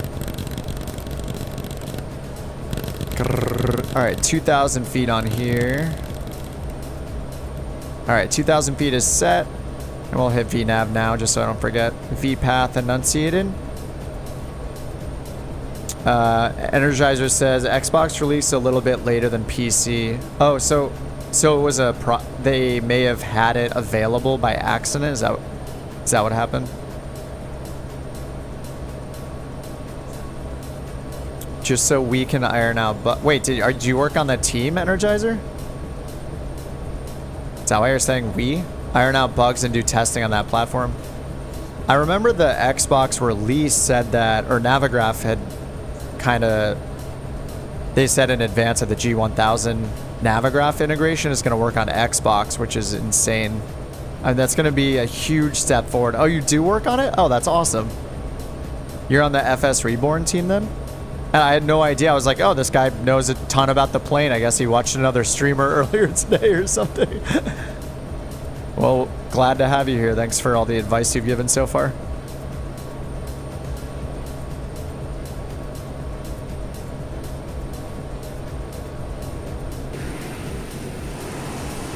I mean, I just think it's awesome to have another Piper.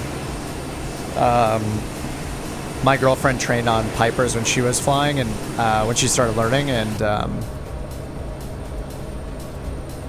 it was a while until there was a Piper in the game, And there's still not, I think the Warrior is the only one that's a non-complex Piper that was added. So we played with that one a little bit. The Warrior is pretty cool. I think Just Flight did the Warrior, or it was for sale on Just Flight. Forget who actually developed it. But it's nice to have another Piper. Even though we have like the Archer, or the Arrow and the Turbo Arrow. But it's cool that, yeah, it's cool to have a turboprop Piper, just another type of Piper in the sim is cool. Yeah, this plane is incredible. Like I feel like I have so much to learn. This is going to be such a fun plane on VATSIM and just in general. I think for on-air company, this is going to be great too. Yeah, I didn't check our cruise. We're at 241 ground speed with just a bit of a crosswind. So yeah, true airspeed is just perfectly at 240 right now. And we're not even maxed out actually. I can bring this up to like 1300. Well, we'll see how high I can bring it up. When it gets into that yellow band, it starts complaining a little bit into the yellow band, so want to try to keep it under 185. I mean, theoretically, we should be able to be in the yellow band in smooth air. And we only, I don't know what counts as smooth air in this plane, but 16 knot crosswind at 16,000 feet doesn't seem too bad.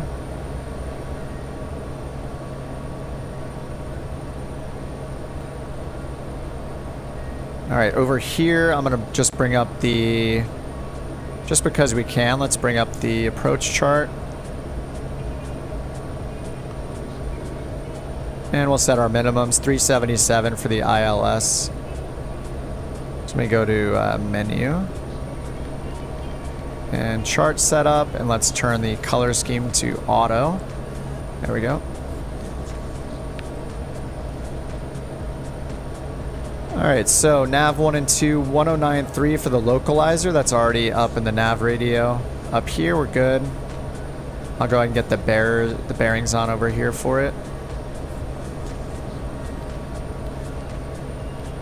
Alright, bearing 1 and 2 are on. And then let's set our minimums, 377 for the ILS. Oops, wrong button.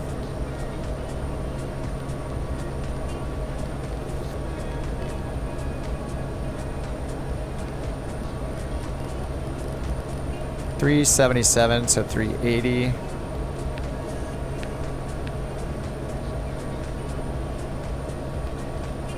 All right, that's set.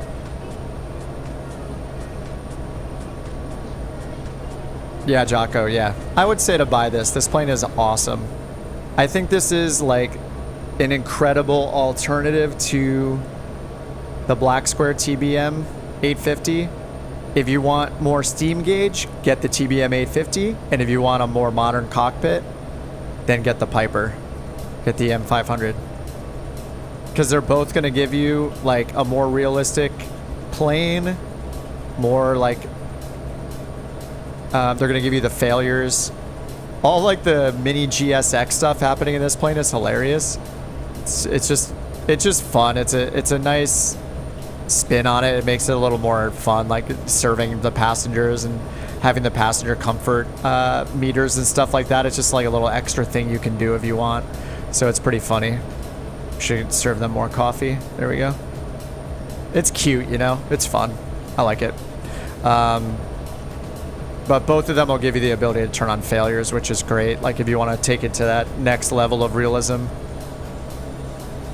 So I just have the wear and tear stuff turned on for now, and it'll remember the fuel as well. I think that's a really good one.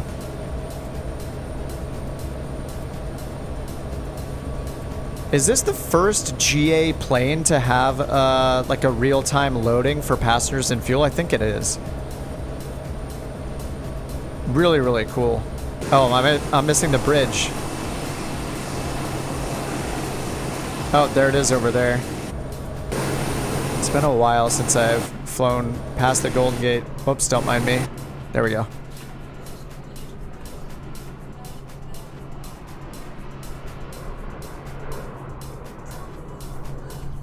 We're gonna turn towards it, but I think we'll be like a little too far Little too far north to see it properly, so I'm just gonna fly the drone over there.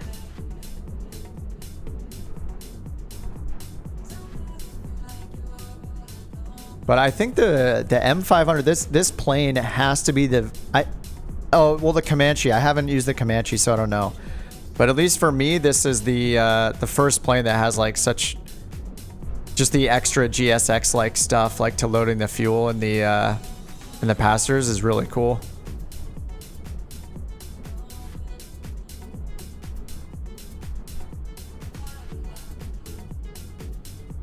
There we go. Get a little flyby of the Golden Gate while we're here. Energizer says it took him, I think, 3 weeks to code the fuel truck and the passenger loading part. Custom logic, ton of math. I mean, that's 3 weeks is not a lot of time to code something like that. That's really impressive. I mean, because you have to get the cars to drive to the location of the plane using the, and it looks like it uses the taxiways and stuff properly. So that's pretty crazy. I mean, clearly there are talented developers on that team. Like, this thing is really, really fun to fly. And I know nothing about it. It's only going to get more fun to fly as I learn things. Now let me bring that camera back.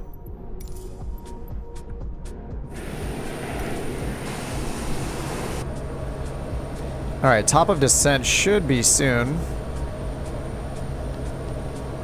Yep, 57 seconds. We're gonna make that weird S turn here. We're starting our descent in the turn.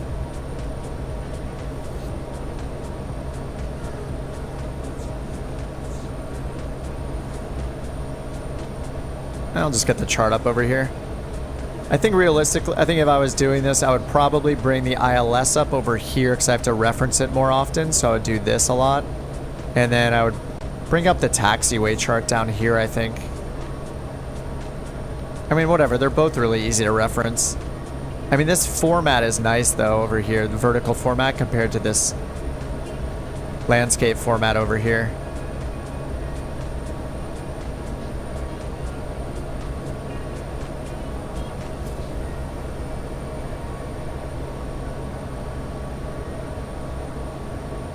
Airspeed, airspeed, airspeed, airspeed, airspeed, airspeed. Whoops. Airspeed, airspeed, airspeed, airspeed, airspeed, airspeed, airspeed, airspeed, airspeed, airspeed, airspeed, airspeed, airspeed, airspeed, airspeed, airspeed, airspeed. I pulled it all the way back. Airspeed, airspeed, I can't do anything else. Airspeed, airspeed, airspeed, airspeed, airspeed, airspeed, airspeed, airspeed, airspeed, airspeed, airspeed, Uh-oh. airspeed, airspeed. Cool. Well, I did it. I killed us. All right. Well, I pulled back to idle. Got the gear warning, so I gave it a little more. And it kept accelerating. It was going 2,000 feet per minute on the descent. Are we having some weird G1000 things? During the visual approach, we got a 1.3 degree flight path angle instead of 3 degrees. Scenic death. And then this time we were doing like 500 or 600 feet per minute on the visual approach with the G1000. And here on the ILS, it was giving us 2,000 feet per minute instead of 500. So did it give us like a 5 or 6 degree flight path angle this time? Oh, that's probably what happened. I don't know. I won't be able to tell until we go all the way back. Feels bad. Deploy the parachute. I wish. This isn't no Cirrus. Though I love the Vision Jet too. Oh, I killed us.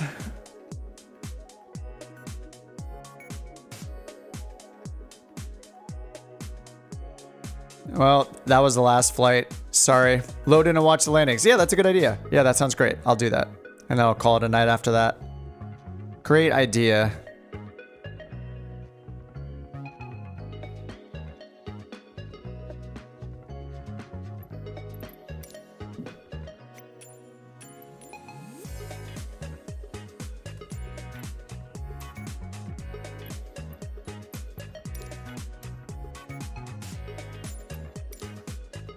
Hope the customer is paid up front. Asking the real questions. Jocko says, I love both the 850 and the M500. Both are fantastic. Yep, I agree. Wish Black Square would go back and polish up the older ones like the 208 and the King Air. Yeah, I love the 208. I did a lot of flights in the 208.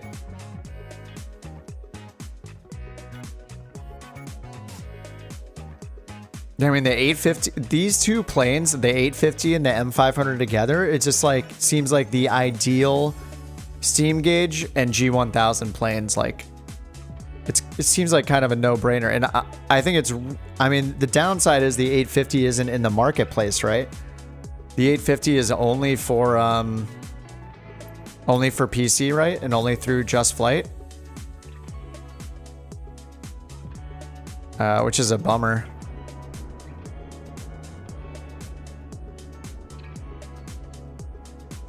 It's perfection.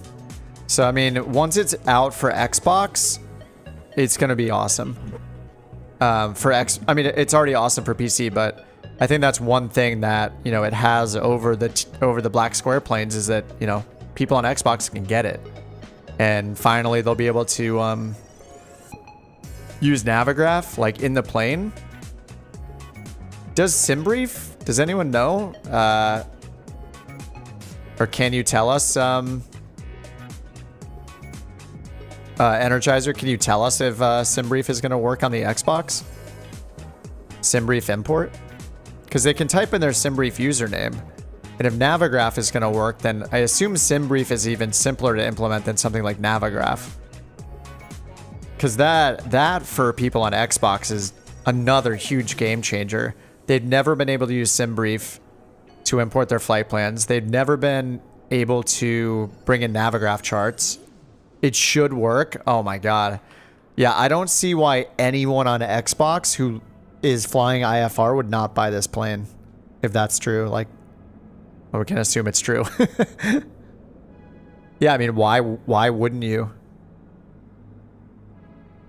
Everyone on, like, you know, on Discord, the guys who use Xbox, like Jimmy especially, right? You talk about Xbox limitations all the time.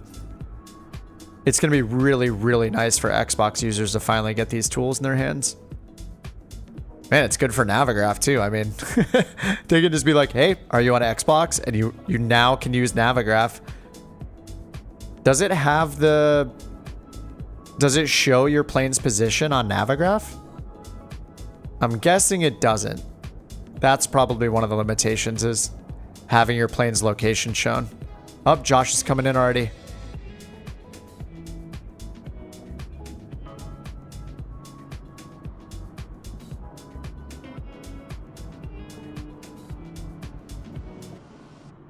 Oh no, I hit the wrong button.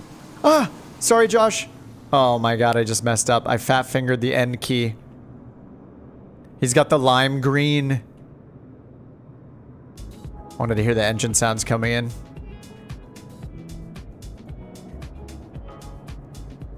Man, you guys are here a lot quicker than I thought you would be. All right, it looks like Jewel is next. Jewel's at 5,400 feet right now. You wish Navigraph was publicly traded. Navigraph is, yeah, one of the best possible things to sim. I'm such a huge fan.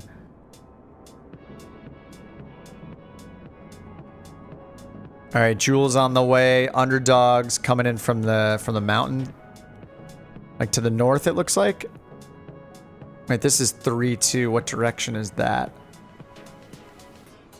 Means I'm looking at 2-1-4 roughly. Anyway, he's to the east, I think. I think that would be the east.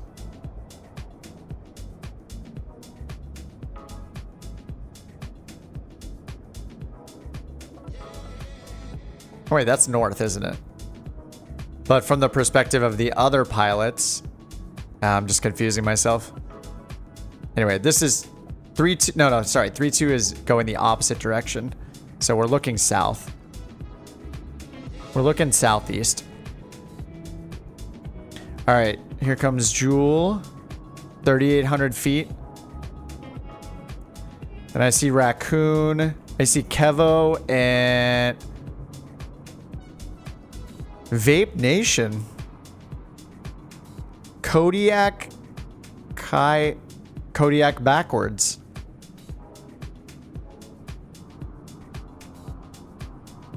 Increase the knob speed. Yeah, the altitude knob always has that issue, right? If it doesn't have acceleration, you can only roll it at 100. I think the TBM was that way too. The 850. I don't know how easy it is to do knob acceleration, but that can also be kind of annoying too, but you know, I guess there's a downside and upside to each. Having it only do 100-foot increments is very predictable. And acceleration can be a little wild if you're not ready for it. But once you know about it, it's not too bad. And then you can get up to those higher altitudes. I just wish every altitude knob was a split altitude knob. That would be awesome. With a thousands and a hundreds dial on it. Inner and outer part. Those are always nice.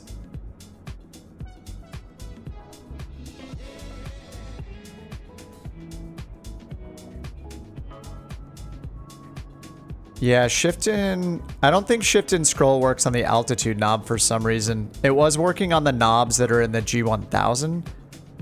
But yeah, I think I was trying that and it doesn't work on that knob for the altitude selection.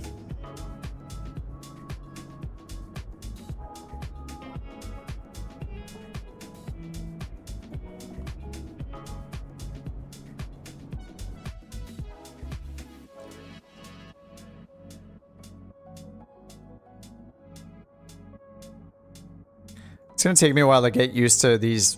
There's just so many buttons to hit down here. I keep hitting the wrong ones. Ground ops, though. That's where we get the cabin door.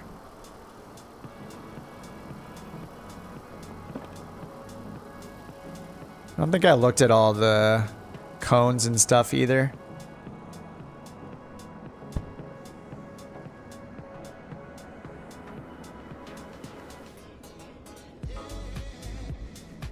All right, Jules at 2600. I got a minute.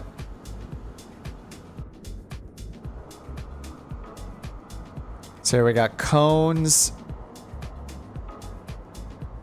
The red carpet's showing great this time. It's not a custom airport. I think it was a little weird at that custom airport.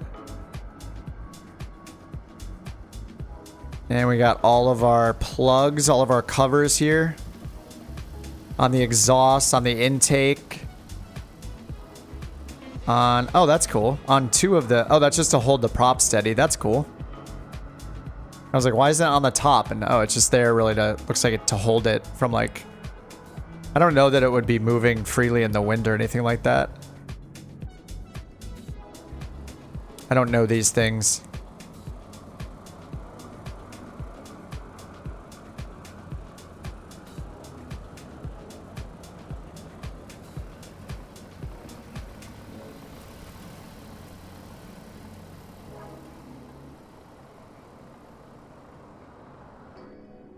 All right, Jules at 1,700 feet. See Underdog at 2,500 and Raccoon at 3,600. We'll have a... They're all lining up on final, looks like. We have a 1, 2, 3, a triple landing. And then I will call it a night. I'll finally eat some food. There is a SimBrief profile. Yeah, there is. What is the plane code again? I just had it here. P46T. P46T, Piper M500.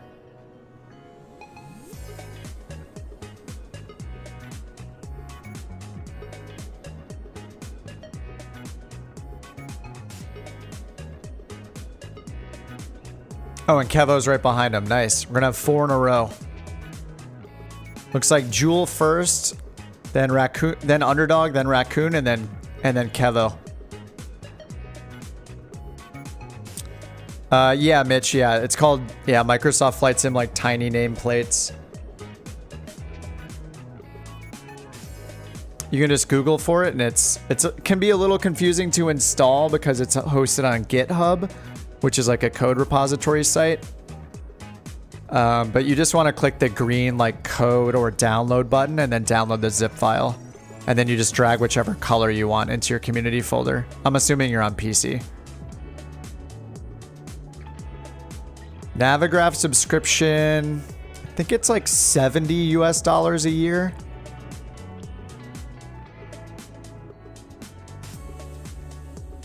For Ultimate. 81 euros. Sorry, it's 86. 86 US dollars for a year. All right, Jewel, good luck. That thing has 2 props on it.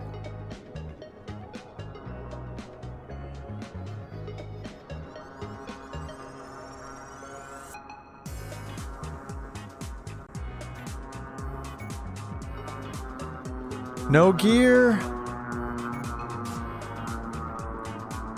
Ooh. That looks really, really smooth. What a nice flare. That looks like a textbook flare. 13 out of 10 points. Center line, beautiful. Oh, we got another guy taking off here. We got someone in the MU2 coming in this way. Dude, I love how fast that thing climbs. Last Rebel in the MU2. Beautiful. Dude, I love how that plane looks. Look at that thing. It's like the silhouette of that thing even. It's those wingtip tanks. Looks so good. Every time one of you guys lands in the King Air, you just make it look like the smoothest landing of all time.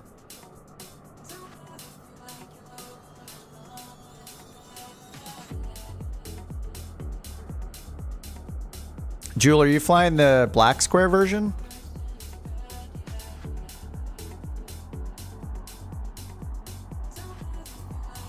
All right, Raccoon's up next, or maybe Underdog. They're like neck and neck. 2 animals. The competition between a dog and the raccoon. Who's gonna win? And then Low Kid Wolf. I assume Low Kid is in the chat as well.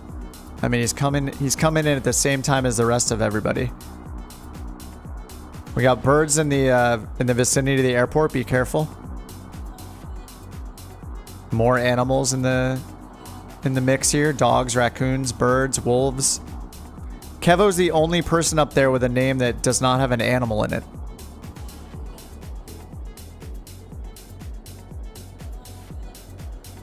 And none of the animals used here, I guess maybe variants of raccoons. No, those are squirrels that can fly. So yeah, none of these animals named have any flight capability.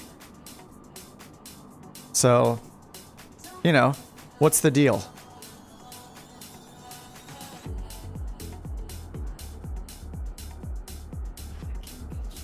Ooh. Right on the center line. That is right on the center line. Beautiful.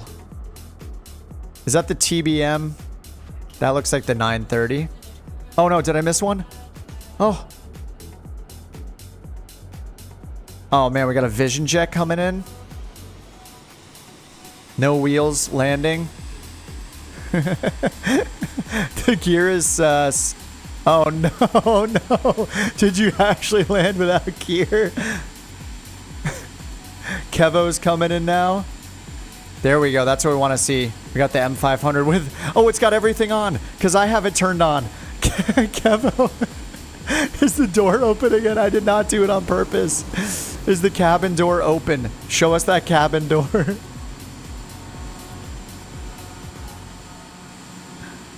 Oh, I'm almost missing low kid coming in. There's the TBM 930. Little left to center line. That was pretty good. 11 out of 10 points. Kevo is in the M500, so he gets 19 out of a possible 10 points.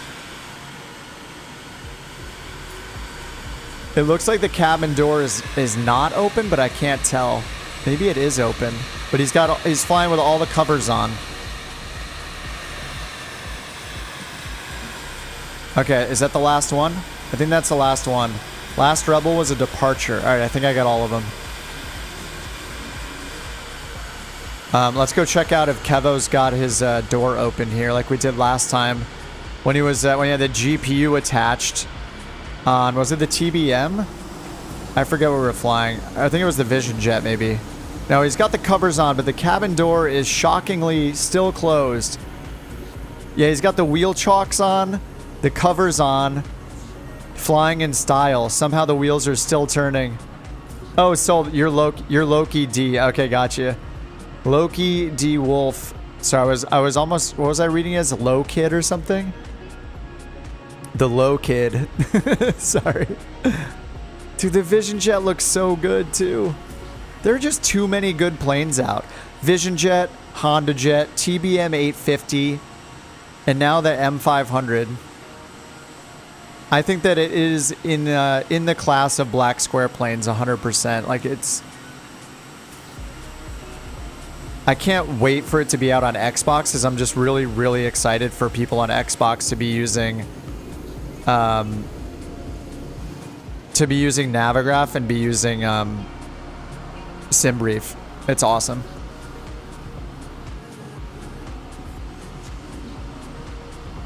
I'm really, really excited for all the Xbox people out there.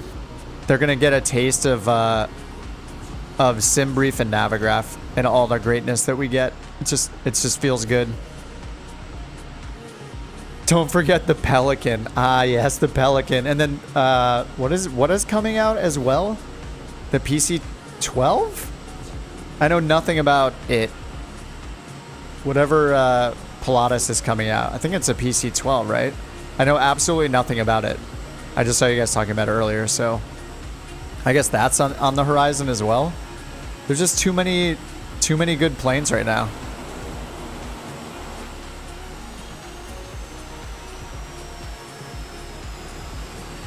I think I'm going to be flying this all weekend. I want to do a VATSIM stream with it Saturday or Sunday, and then we'll do a group flight as well as usual on Saturday or Sunday.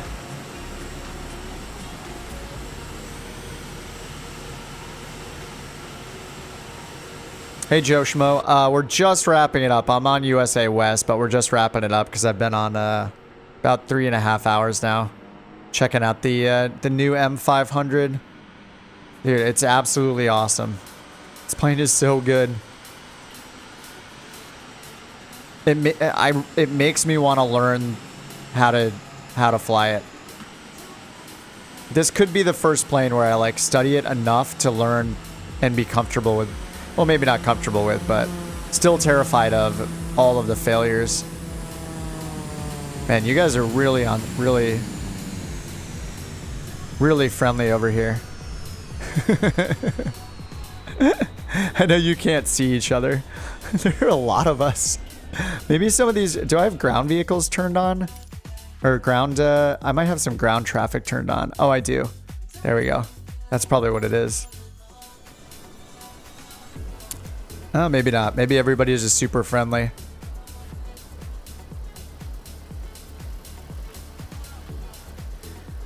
All right, it is almost 9 p.m. here in California. It's time for me to finally get some food. And, you know, I think it was a solid stream. I embarrassed myself by ruining the, engine 2 or 3 times during startup. And then I crashed the plane before the second landing, so... because of aircraft stress damage, so a very eventful stream. All in all, I'd say this plane is absolutely incredible. I know it's only 2 flights, but I mean, it's awesome. I love it. I'm going to keep flying. I'm keep flying it this weekend, so I'll be back on Saturday, streaming again. I don't know if I'll do... Usually we've been doing the group flight on Saturday, so I'll probably do the group flight in these on Saturday. This is going to be a really good like group flight plane too. It's got all the tech. We can land on shorter runways. I don't know what the actual requirements are, but it seems like 2,000 feet or so is enough for the takeoff. Maybe it's more like 2,500. I don't know exactly, but I'm probably way off. I feel like maybe a maximum of 3,000 feet. I don't know. I'll be embarrassed when I'm totally wrong, but it seems like it'll be good to get in and out of a lot of the smaller airports. Anyway, this was super fun. Thanks for flying along, guys. Thanks for the follows and stuff on the Twitch. I've been doing the multi-stream thing, so you guys can watch on Twitch now if you want instead of YouTube. Totally up to you. And I hope it's out soon for Xbox in the coming weeks. Stoked for Xbox players right now. But yep, good hanging out. Good to see you guys. I'll see you all again on Saturday and or Sunday. Have a good night, and yeah, just take it easy. Have fun with the plane. See ya. I said it. See ya.